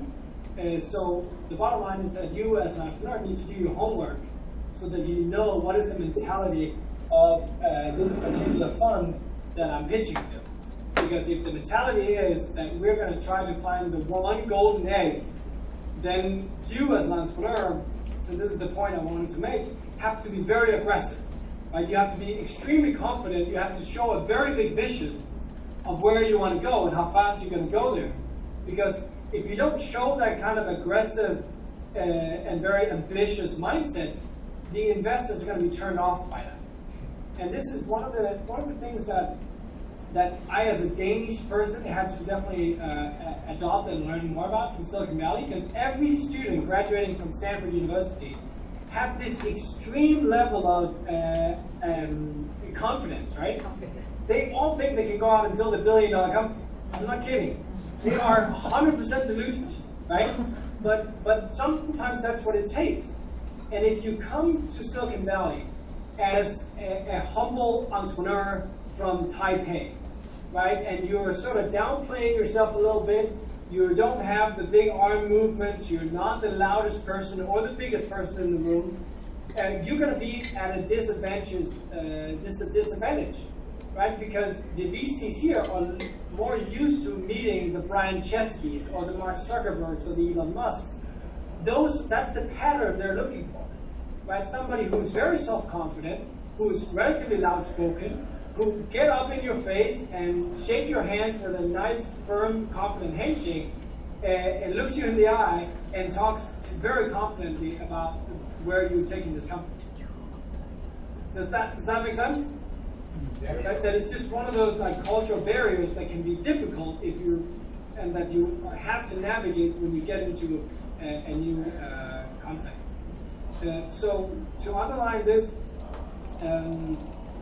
about 3% of all VC firms generate 95% of the industry's returns. Right? So yes, there are funds that are not as aggressive, but they're also not one of the 3% here that actually make real money. Most of the funds don't give good returns to the investments. They have to shut down. So out of 10,000 companies that get funded by angels, 1,000 will get VC funding, and 50 of those won't suck, meaning an exit over 50 million. 10 of those will be a good exit over 500 million, and the one company in a year will usually be more valuable than all the 9,999 combined, right? So it's just something to be aware of, that of course these numbers are not 100% accurate and it fluctuates a little bit. But it is a fact that many investors look for founders who are very aggressive in their growth targets, like borderline delusional. They would rather invest in an entrepreneur who's borderline delusional and extremely ambitious than somebody who can probably run a profitable business within the first year. Right? Many investors, it will be a major red flag if you're looking to become profitable in the first year. Was that a question? No. Nope? Okay. So, although, sorry, I actually have one. So this sounds like a fairly extreme way of doing.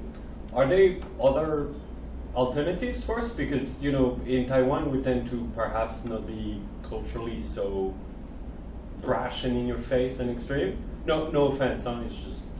No, but that's exactly what I'm trying to prepare you for. That if you end up wanting to come here, I've seen a lot of entrepreneurs, specifically from Asia and other places, also Africa, where people are a bit more soft-spoken, and because of cultural heritage, you want to be respectful to other people, so they don't speak up. They don't have the big arm movements. They don't, go so aggressively up to people, and they miss out on a lot of opportunities.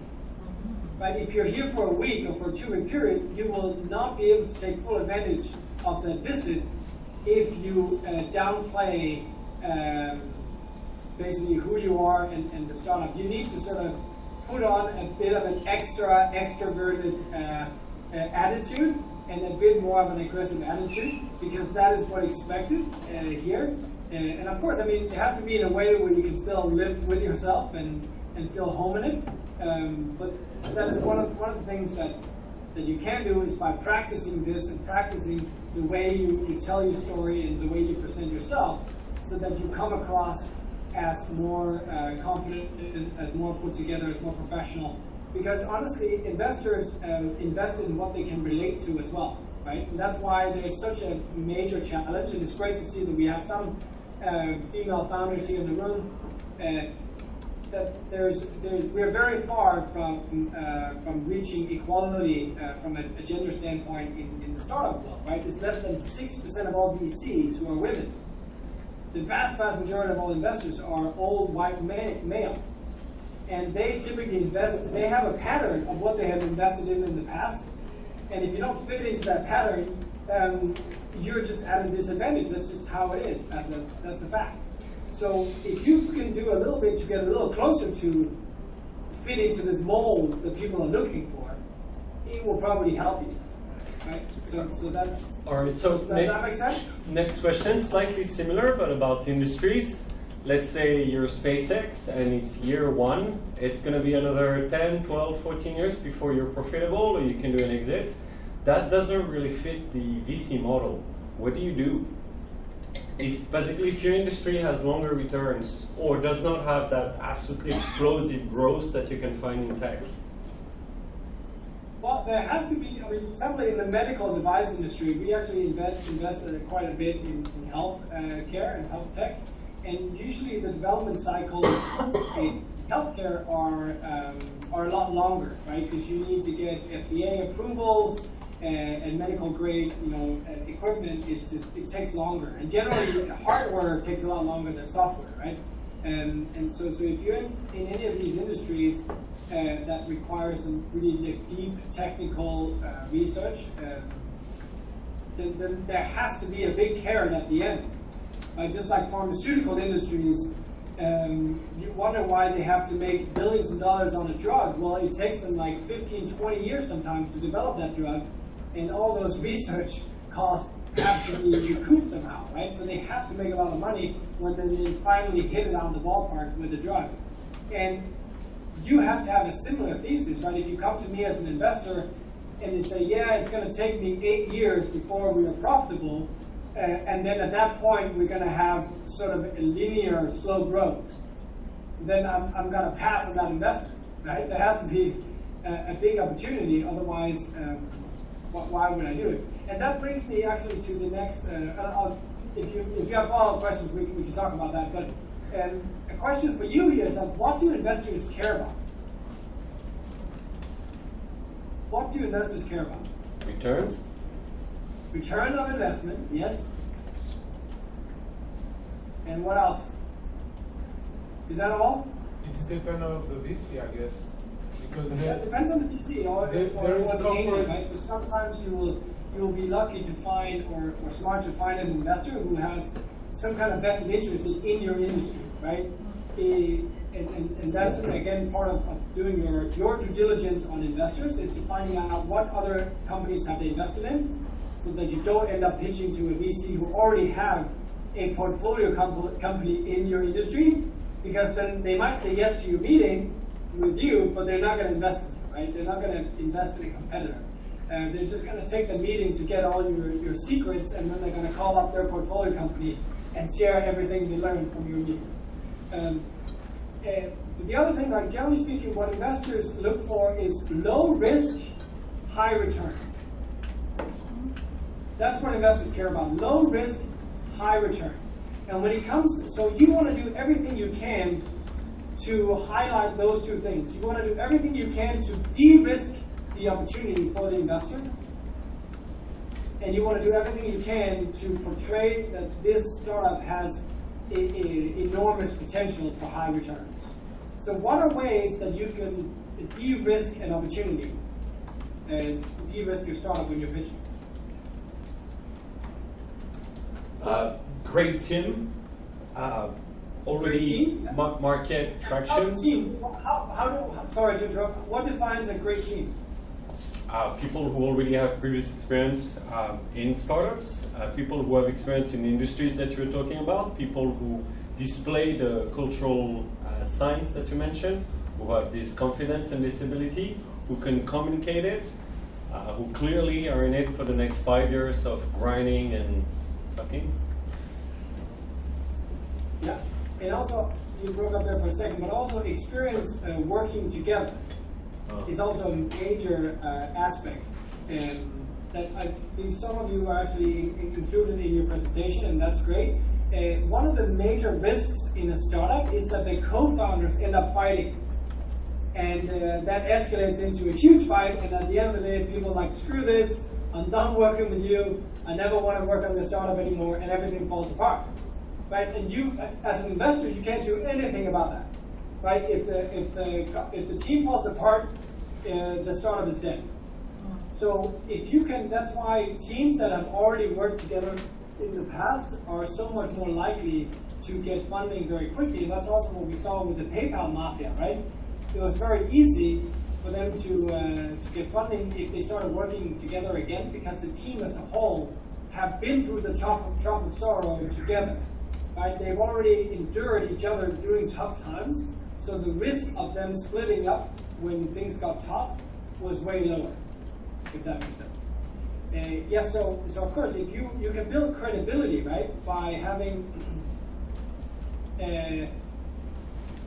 experienced founders who've done it before, and if you don't have a lot of experience, those of you who are first-time founders, you can build credibility by having more experienced advisors join your board, or simply just being an advisor to the company, because some of their credibility is going to rub off on you.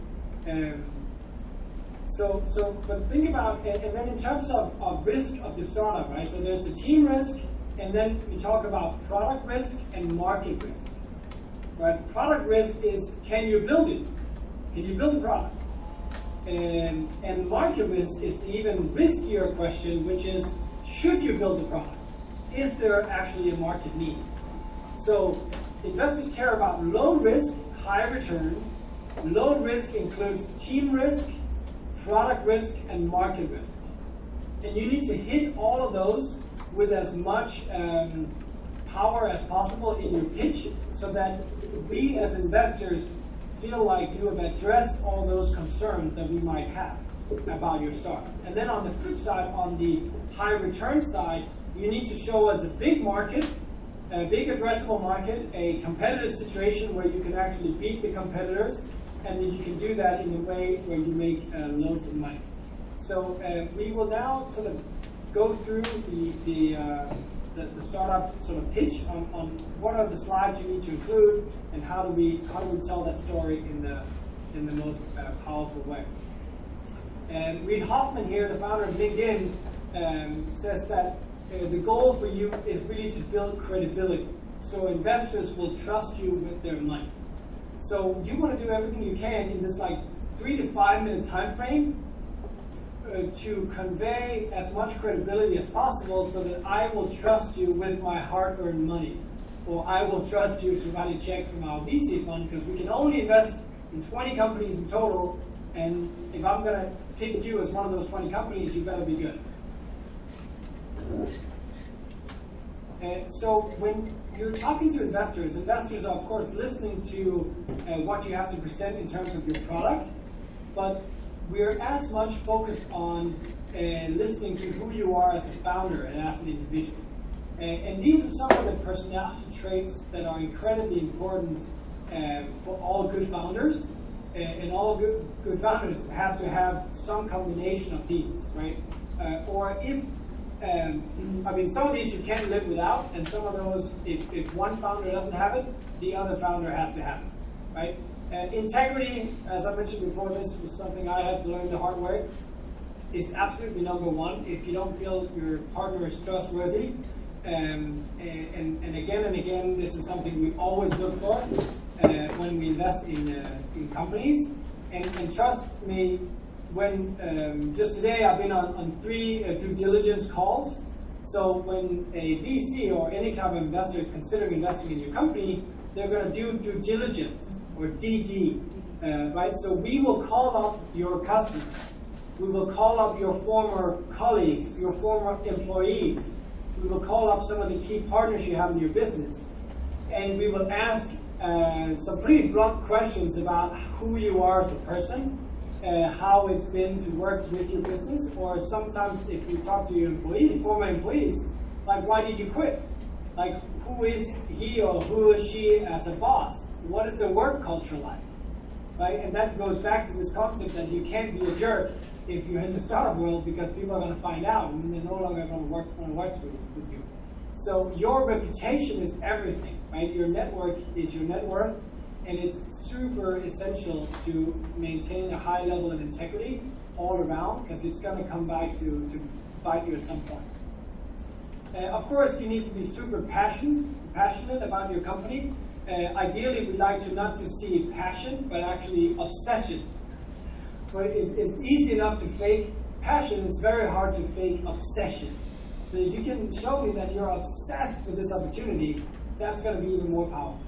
And then, of course, experience, knowledge, skills, that there's somebody who has the potential to become a leader as you grow the company.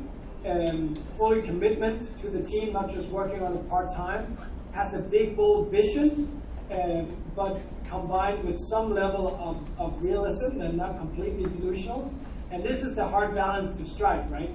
You want to be aggressive and ambitious, but at the same time, you can't just show me some numbers that are just out of the blue. And then finally, coachable. What does that mean? That you Why can do listen investors- people. Somebody who's ready to take advice. Yeah, right. So and this could be a major red flag. If you come across as too arrogant, as too ambitious, and you think you're the next Steve Jobs, so you don't need to listen to everybody, that is typically also a major turnoff for most investors, because investors also have a lot of experience and they want to pass that on so that their portfolio companies are more likely to not make all the same mistakes that we made during our entrepreneurial journeys, if the investor has personal experience. But especially angel investors, they really want to give something back as well. This is, of course, something for you to be aware of as well. Don't invite investors to come on board. It's very hard to break up these relationships. Once they've invested in you, you are tied together for the next 10 years. So don't allow for investors to join if they're too annoying and want to basically run your company. But yes, you want to make sure that you come across as being coachable, as somebody who will listen and not become too defensive. So, and this is typically what happens during these VC meetings, is that investors will try to ask some hard questions and they will push you, right, to see how you react to those questions. If we disagree with you on the path of the strategy, how do you react? Do you take that in and say, that's an interesting point, I haven't thought about it that way, or this is how I think about that and this is why we're doing this, and you're sort of in a calm, put together manner able to take criticism?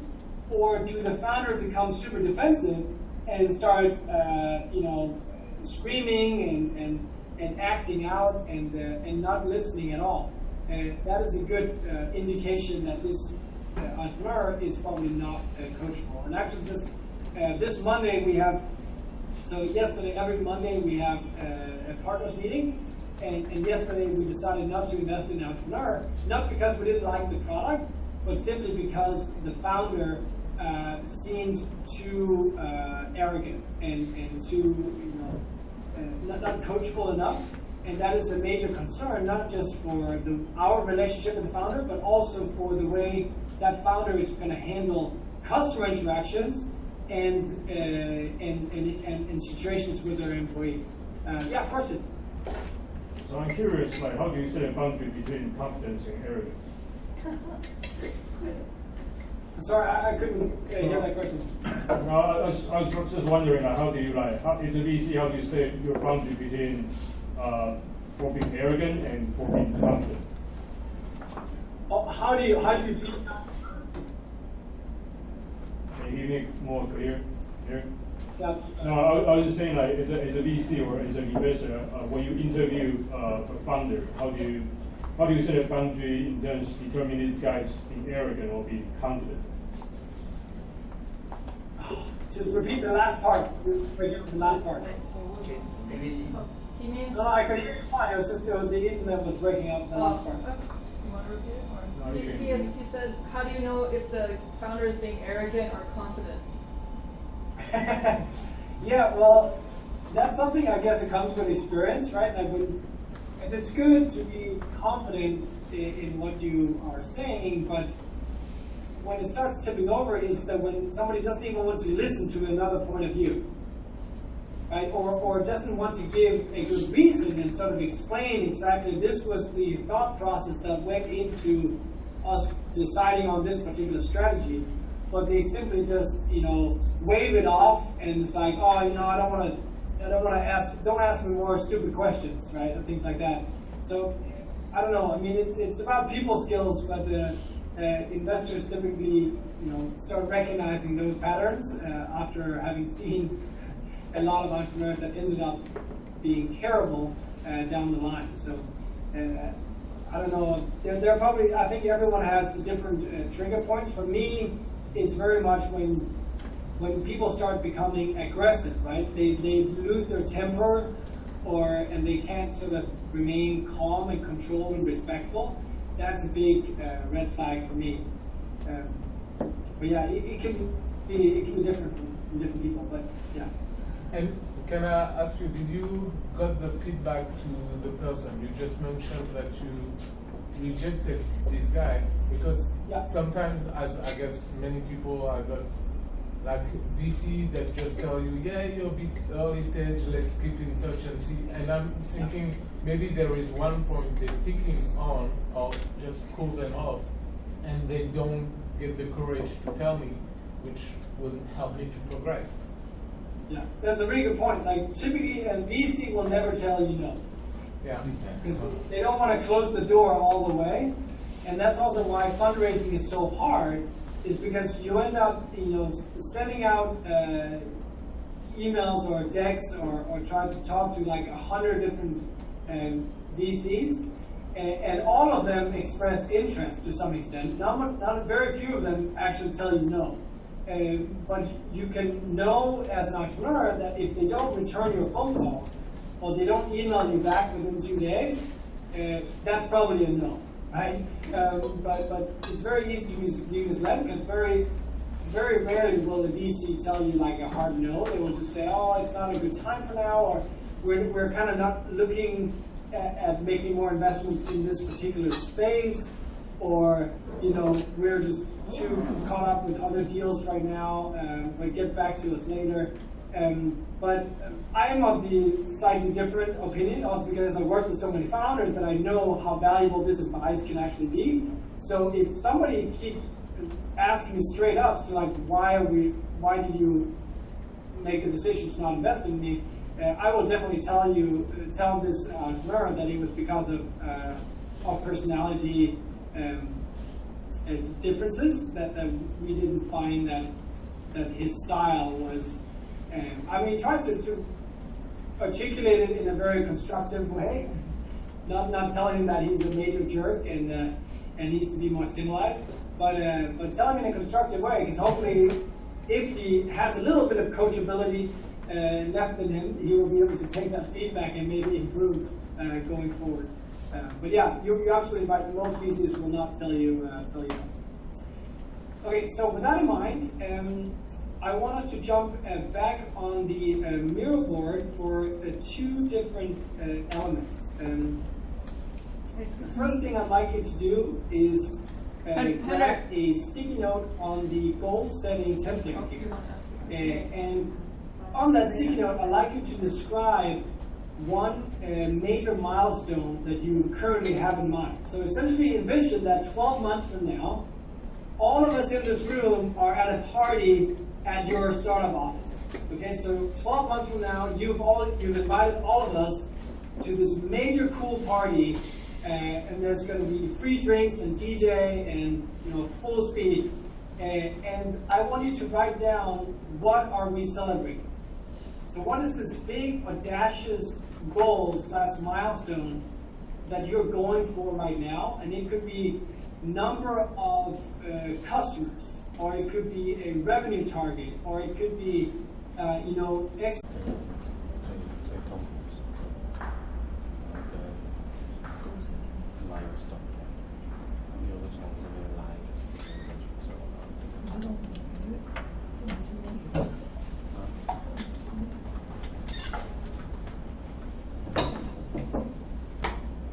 There's one other functionality here that's also available is if you want to ask questions to people. For example, I saw that here, the 4G version of watch release. I just added a comment here, so you can, over on the left-hand side, you can comment, and then you can click that anywhere you.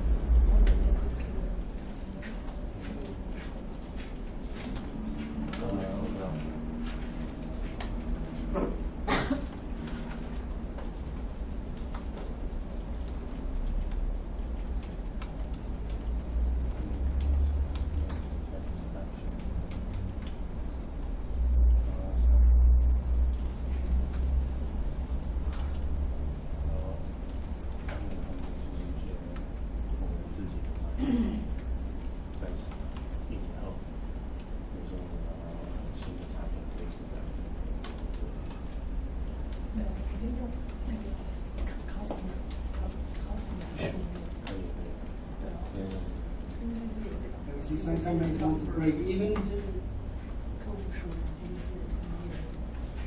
Fully cash out, is that so you want to have an exit with 15x return? That's cool. Okay, so you have 3D version now.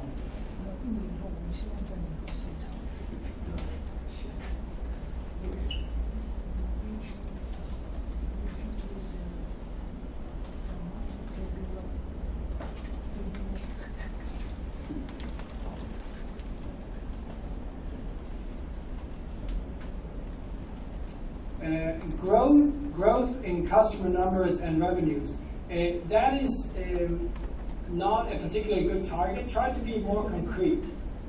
So talk about these like smart targets. They have to be specific and measurable.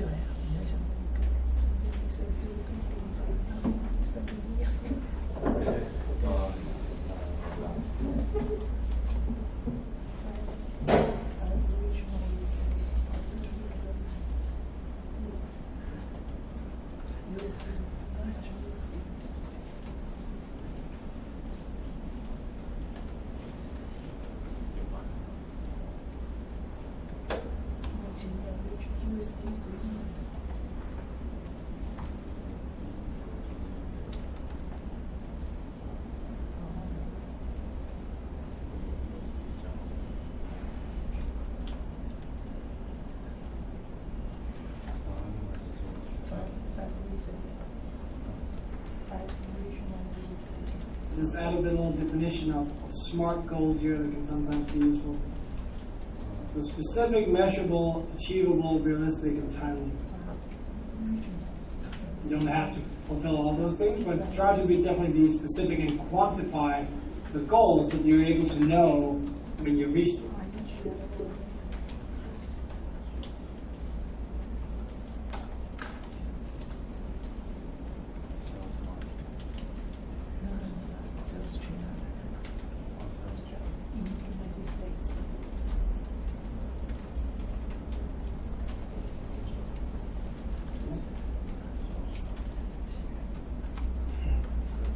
Did you just adjust from 3 million to 1 million, Jack?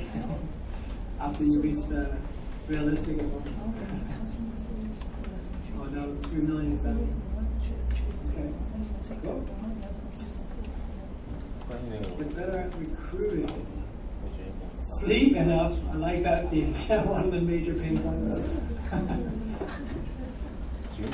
Yeah, if you have any resources regarding recruiting,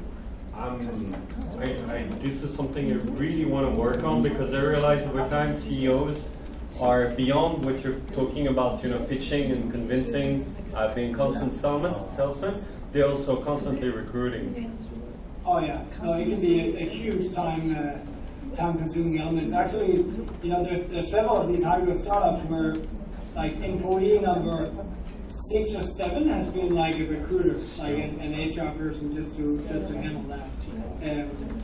Are you looking for technical talent, or what type of employees are you struggling? Non-technical. Non-technical, okay. But we're a foreign company here, and we interface with local partners, so it kind of reduces the pool of talent that we can get access to. And also, it's the same for customers. They can come from everywhere. So again, like, it reduces the type of pool that we can get access to. And I'm just looking to really get much better in general at recruiting. So I'm looking to try and train myself as much as possible. Yeah.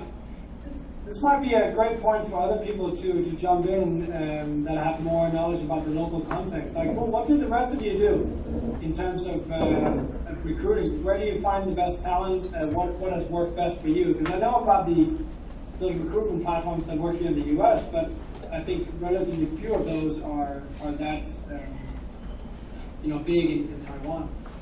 For us at Moro, we use LinkedIn most of the time. Okay. LinkedIn was the main so-called platform that we use. You just have to meet lots and lots of people. Yeah, and like, what are your strategies? How do you structure it? What method do you follow? connect to as many people as possible. Not be getting banned by LinkedIn because you start to connect to too many people. Automation in some senses. But I noticed that, well, out of maybe 50 candidates that I connect to, maybe only 5 to 10 people will invite me. And then out of them, maybe 2 or 3 guys would come to the office. And after 50 interviews, you may get 1 guy. So that sounds very brute force. Yeah. Yeah, well, In Taiwan, it has to be. otherwise, you go the headhunter way and you have to pay 20% of your annual salary. Wow. Yeah. For what? For referral. Yeah. Because they were already connected on LinkedIn to that person, basically. Right. Do you have any input on how we can improve from this situation? In terms of recruitment, Yeah. What do you guys usually advise to your founders? so I gotta admit, it's not. I don't have a ton of experience in that specific domain, but I'm happy to get back to you because I have friends who are in the recruitment space and have done that very successfully. I mean, in the Bay Area, it's a relatively. I mean, there are just a number of these platforms that are. Really well tuned. LinkedIn is certainly one of them, but also monster.com, and then you can find people through all kinds of. I use Upwork a lot to basically find freelancers and then end up hiring them full time afterwards because it's a great way to try people out. Upwork is that pretty active? Are any of you using Upwork in Taiwan? It's huge in India and other places, but I'm not sure how big it is in Taiwan. It's not big at all in Taiwan. So Upwork.com is essentially a freelancing website. I'm surprised. Have none of you heard of Upwork.com before? Yeah. Heard of it. No? So it's a great platform to find really affordable talent, especially for tasks that can be done online. So if you need graphics people, if you need designers, if you need videographers, if you need, for example, some of you could use some help finding a native English speaker for your website and for your videos and product descriptions and things like that. That is a great place where you can find those people and you just pay them by the hour. So essentially, you post a job on Upwork.com, and then the freelancers can apply for that job. And you can see their portfolio, you can see their hourly rates, and then you will basically get 30 applicants for that particular job, and then you can just sort through them and you can interview them. And then if it's something they can do online, for example, I've used it for sales, I've used it for graphic design, I've used it for web development, where you can find great developers at very affordable rates. But also I've used it when I've developed a game. For example, we launched a gaming company in Vietnam where we developed educational games that teaches English language skills and entrepreneurial mindset. And I needed to, because I still have a bit of an accent, so I needed to find different narrators with different specific accents that just had to read specific parts of a script. And that's also possible to find here. So it's one of the largest platforms out there, Upwork.com. And they have a great sort of integrated payment system. And one of the cool things is that if you're using them for online tasks, it has a way to control whether the freelancer is actually working and not just sitting on Facebook. So the system will take random screenshots of the worker's screen. So after the job is done, you basically get a dump of hundreds of screenshots. And just because that is in place, you know that they're actually working when they are tracking their hours. So they track their hours, they have to be on the Upwork and say, okay, now I'm working, and so on. That was a long explanation, but I highly recommend checking that out. It's a great way to recruit for online tasks. But specifically, it seems like you need people. are you struggling to find people? This was for room in Taipei, right? Yeah. So I, realize how much of a difference a good employee can make, and I realize how much do I suck at actually figuring this out in advance at the time of recruiting. And I'm basically trying to learn as much as I can this year. Yeah, I would recommend, just because this is so different from every local context, I mean, you can go through recruiters, but that is pretty expensive. And then you can, of course, through job posts, and there's great ways through social media platforms to target that. But LinkedIn is definitely a great way to target individuals as well. You can search people with specific experience, or you can create a job post. I'm not sure if Monster.com is big in Taiwan, but I'm sure there are similar like job posting. Do you know anything about structure or theory, or do you have any resources suggesting this in this direction? Regarding recruitment? Yeah. Yeah, for sure. There's some great write-ups both on Paul Graham has written about this, and also on like Hacker News. There's a bunch of stuff. By the way, for all of you, you can go to startupexperience.com/pitch, and I've tried to aggregate a bunch of resources that have been useful over the years. And there's also startupexperience.com/resources. I'm going to make sure that Casey will get these links and also a link to the slides that I'm using today, so you'll have all of that accessible. Okay, cool. So we got a bunch of good stuff up on the board here in terms of pain points. Have you guys taken a minute to sort of read through what the other people have written on the board?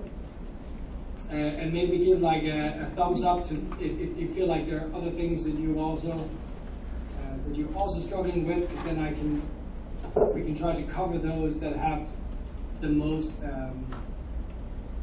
sort of relevance to the most people.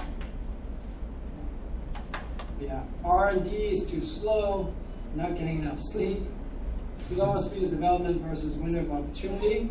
Yeah. How to get massive brand awareness in a small budget.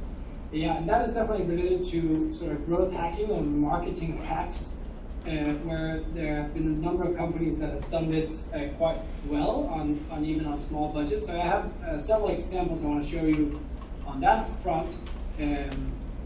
Which company is it that wrote this post on how to get massive brand awareness in small budget? Me, Charles Bob. What product do you have? We're building a shared power banks network in Taipei. Okay. Yeah, is that something that could potentially go like? Yeah, I mean, it's usually those companies that are able to create like a viral video. For example, have you seen the $1 Shave Club video? I have no idea. You have no idea? Yeah.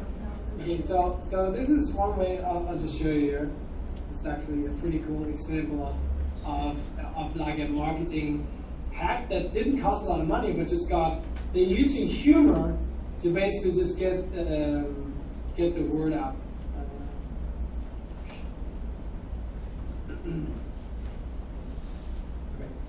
I'll show you this video here. This is really cool.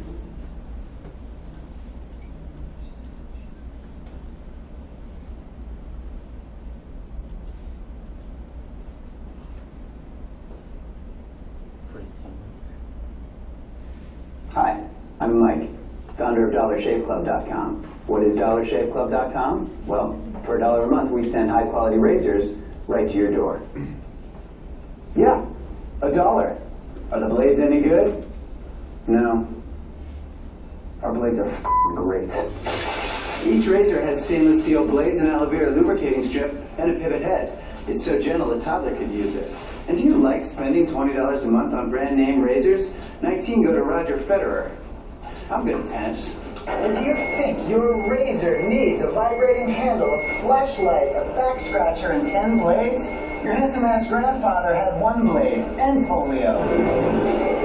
Looking good, pop up! Stop paying for shave tank you don't need. And stop forgetting to buy your blades every month. Alejandro and I are going to ship them right to you.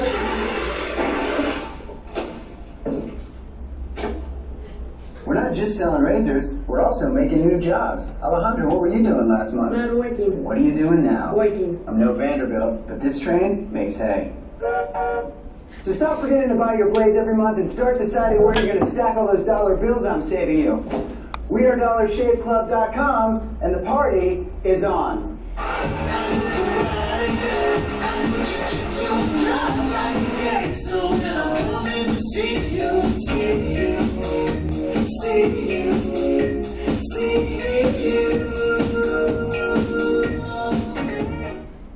Pretty cool, right? Yep. This is one of many, many great examples. There's another one, like another video that went viral with this dude sitting on they're selling toilet paper, right? And so he's basically sitting on this toilet, and he's saying like, I'm not gonna leave this toilet until I've sold like $1 million worth of our fantastic toilet paper. And sometimes you're lucky and you just find a way to use humor in a really inexpensive video, and it just goes viral. And it doesn't have to be like B2C type products, but it's probably more typical that it's those types of products that can tremendously benefit from a viral video like that. But there are a lot of examples here, and again, this is also, I guess it's kind of very sort of American humor and so on, but it works quite well. Okay. Can I ask you something? Yeah, go ahead. There is a lot of video like that where I love like squatty potty and all this, but mostly for us and as some of us, I guess, I feel like when you use humor, you also lose kind of credibility. As we do like health and security on the kids, if I put too much on the humor, I feel like maybe parents will feel like, oh, they are goofballs and they won't take care really of the thing. And if people here are more on the B2B, they might also feel the same. I'm sorry, you're gonna have to get the microphone a little closer to him. Is that possible? Yeah. All right. Sorry, thanks. So my point was more like, where is the limit between humor and credibility? Because as we do like a device for health and security on the kids, if I put everything on the humor, parents won't take us so seriously or might have doubt about how impactful we can be on the health for the kids. And for people here, if they are B2B, like talking to bank or insurance, they can be also have these kind of questions. Totally. Yeah, that's a good question. I think for your particular scenario, so are you all familiar with Team8? They're creating this really cool like smartwatch for kids that can track essentially when the kid exercises, their superhero gets energized, and they're able to play all kinds of cool games with this superhero character. And so you sort of have a multi-segmented market, right? Yeah. In your business model, you have the user, who are the kids, yeah, and you have the customer, who will be the parents. The parents, typically. I'm not sure if you're selling to schools or. Yeah, we're working on more B2B at the moment, but yeah, they still think as parents, I guess.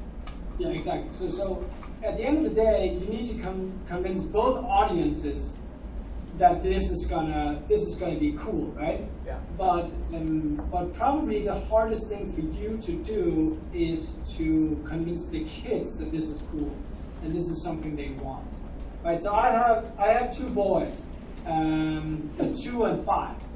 Right, and my oldest has over the last sort of year and a half been obsessed with Pokemon, right?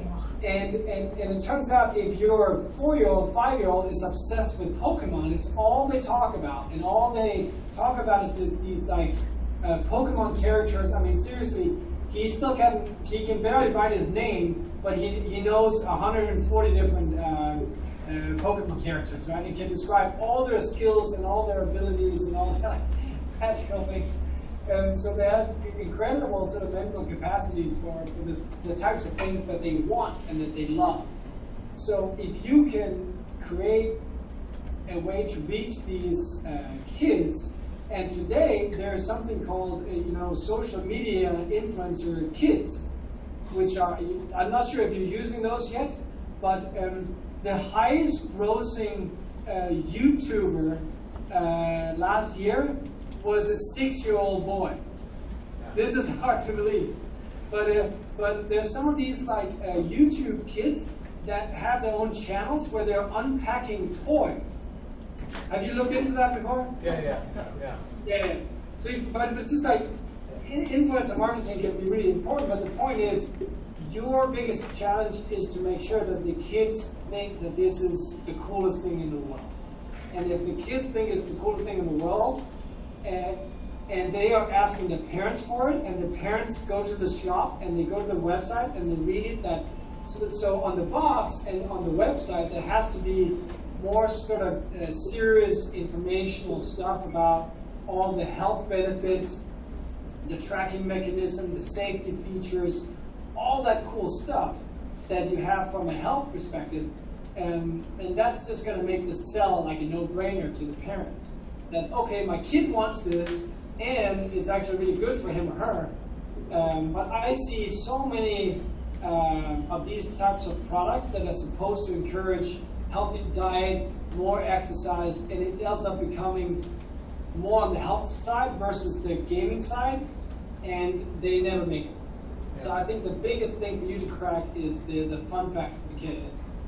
Yeah, actually, I think it's where we feel like we're not gamification, we are healthification, because we started from a cool game for every kid, and then behind that we got the rules. But the first customer is going to be more practical, I guess. Once we already started to thought about the cartoon and everything to have it, but I guess the first customers, as we still having low budget. Where are you now? Because the video you sent to me was 4 years old. It was from 2016. So you're already pitching for 500K in 2016. Yeah. What has happened since then? Are you live in France? Are people buying these devices? Yeah, we started to perhaps sell. Shut down to now start up in Taiwan. We started to sell in France, but it was now we have this problem that we are not known enough. So, and France is very particular market, mostly the last couple of years with the yellow jacket things and strikes and COVID. So we just arrived, and France is, I love my country, there is French people here, but they, in our thinking, they think when you say GPS tracking on kids, they think, oh, I don't want to spy on my kid, I don't want to be at your leash. Asian market, US market, we don't have this kind of issues, so it's why we want to focus more on those. Okay. I guess that makes sense. It just seems like you've been at this for a while. Actually, so there is a point here which is being known everywhere, and then being known everyone in a much smaller space. Perhaps you can consider a very specific particular space. If there is a GPS, if the watch is tracking, perhaps parents who freak out in particular. Who are the parents who freak out in your current actual market that you could target and reach to? In a way, it's the lowest hanging fruit. Yeah. So parents from kids in private schools, in the Shingen private school, for example?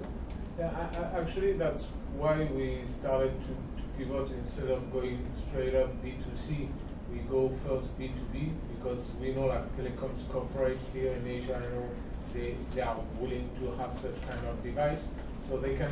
Our strategy is to get B2B and then let the B2B start the B2C, because the watch is kind of viral. Once you put it with one kid, they're all going to talk about it. It's quite big, it's quite fun. So we just need basically to have one watch in one school to know that we're going to sell more and more. But to have you gotta have not just one kid, like one watch in one school. You have to have the watch on the right kid in the right school. Yeah, that's true. So. I remember in high school there were some pretty successful marketing campaigns that specifically found who are the people in this high school who have the most sort of social credibility. And this also speaks to, in startups, investing, there's something very important called social proof. Right? It's like, are the right people vouching for you? And certainly when it comes to a kids product, it's about making sure the cool kids find this cool. Otherwise, you're doomed. But I think it's a wise decision probably to.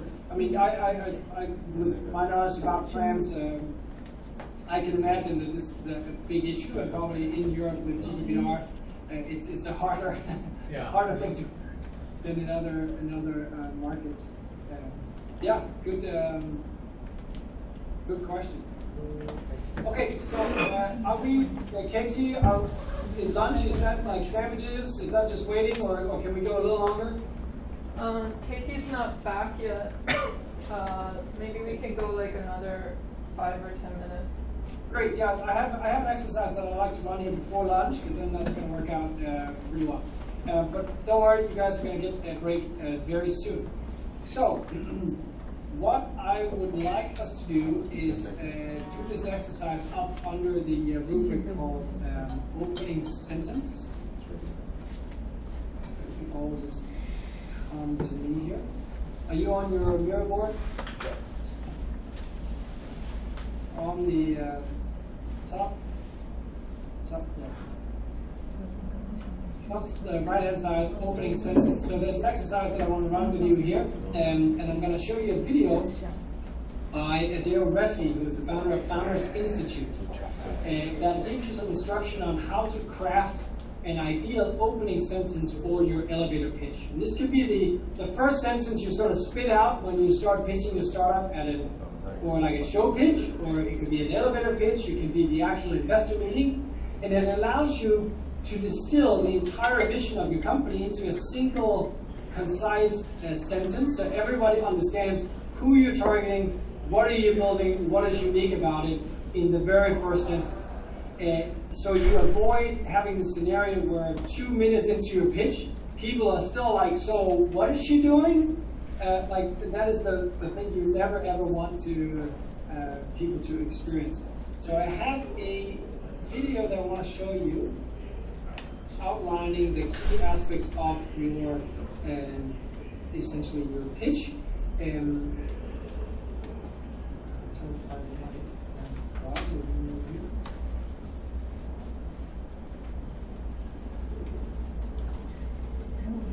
Okay, so I'm going to show you this video, and while Adeo is explaining in great detail what this tool is all about, you can start working on your opening sentence. I can see some people are already starting, but here is a bit of an explanation and some more context around some of the pitfalls that are around this issue.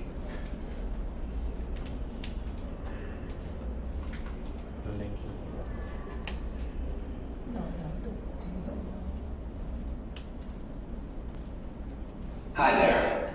I'm here to talk to you today about how to pitch your business in a way that's memorable. And I'm going to give you a technique that I call Mad Libs for pitching.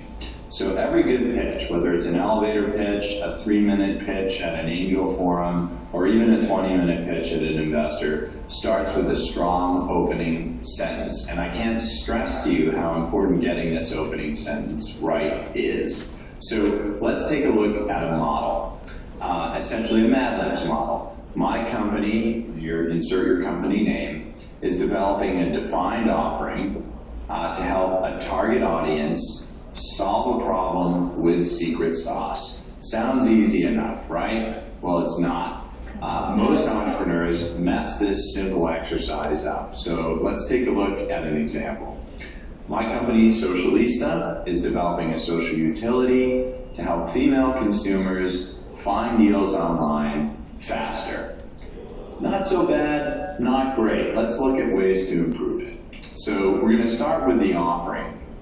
Now, the first thing you need to do with an offering is be incredibly specific about what you're building. So it's not a social utility, because that could be a power company for all I know. It's an e-commerce site, right? That's a much clearer way of saying what you're making. You want to avoid buzzwords. I've actually heard someone say mobile social CRM. it's an iPhone application, right? You don't need to litter your pitch with buzzwords. And you want to avoid adjectives. Don't say something like revolutionary service. Say what it is, back-end software. You don't need to embellish what you make. Just say what it is. So next, let's take a look at the audience. Rather than saying female consumers, which is a type of demographic, try to be more specific, such as new parents who are female, or even 18 to 25-year-old female parents. But the more specific you are, the better it is, the more it makes you look like you understand your business. You want to specify your market, so rather than saying something really broad and undefined, like artists and musicians, which could include jugglers for all I know, you want to say unsigned alternative and electronic bands, for example. And last but not least, you want to clarify the buyer, the individual, especially if you're working in B2B markets. So don't say large businesses, because first of all, I don't even know what that is. Is it a Walmart store, Walmart the company, IBM? I just don't know. Say something like purchasing managers at multinational companies. So this actually specifies who in the business will be buying your product or service.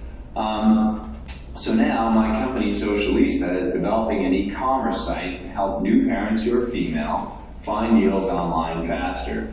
It's a little bit more specific, but it still can be improved. So let's take a look at the problem. You want to make sure that the audience can relate or understand what the problem is that you're trying to solve, and especially what you're building. So a lot of times people can be very vague here. Find deals online. Well, I can find deals online right now with Google, so how are you better than that? You also want to hint at a revenue model, because just finding a deal online doesn't mean anything. You need to theoretically have some sort of hand in that deal to make money.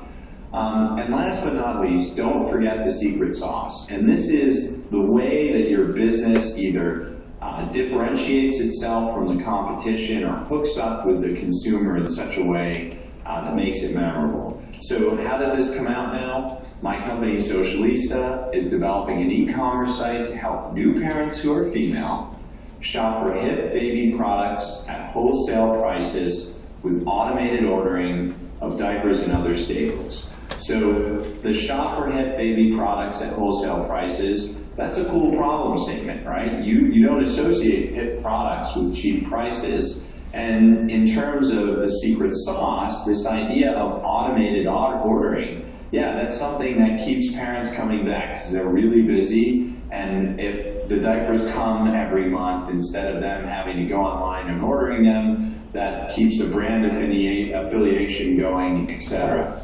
So you can try this yourself. Again, my company, insert your company name, is developing a defined offering to help a target audience solve a problem with secret sauce.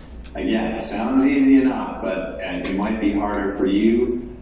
Good luck with your efforts, and I hope you get your opening sentence right.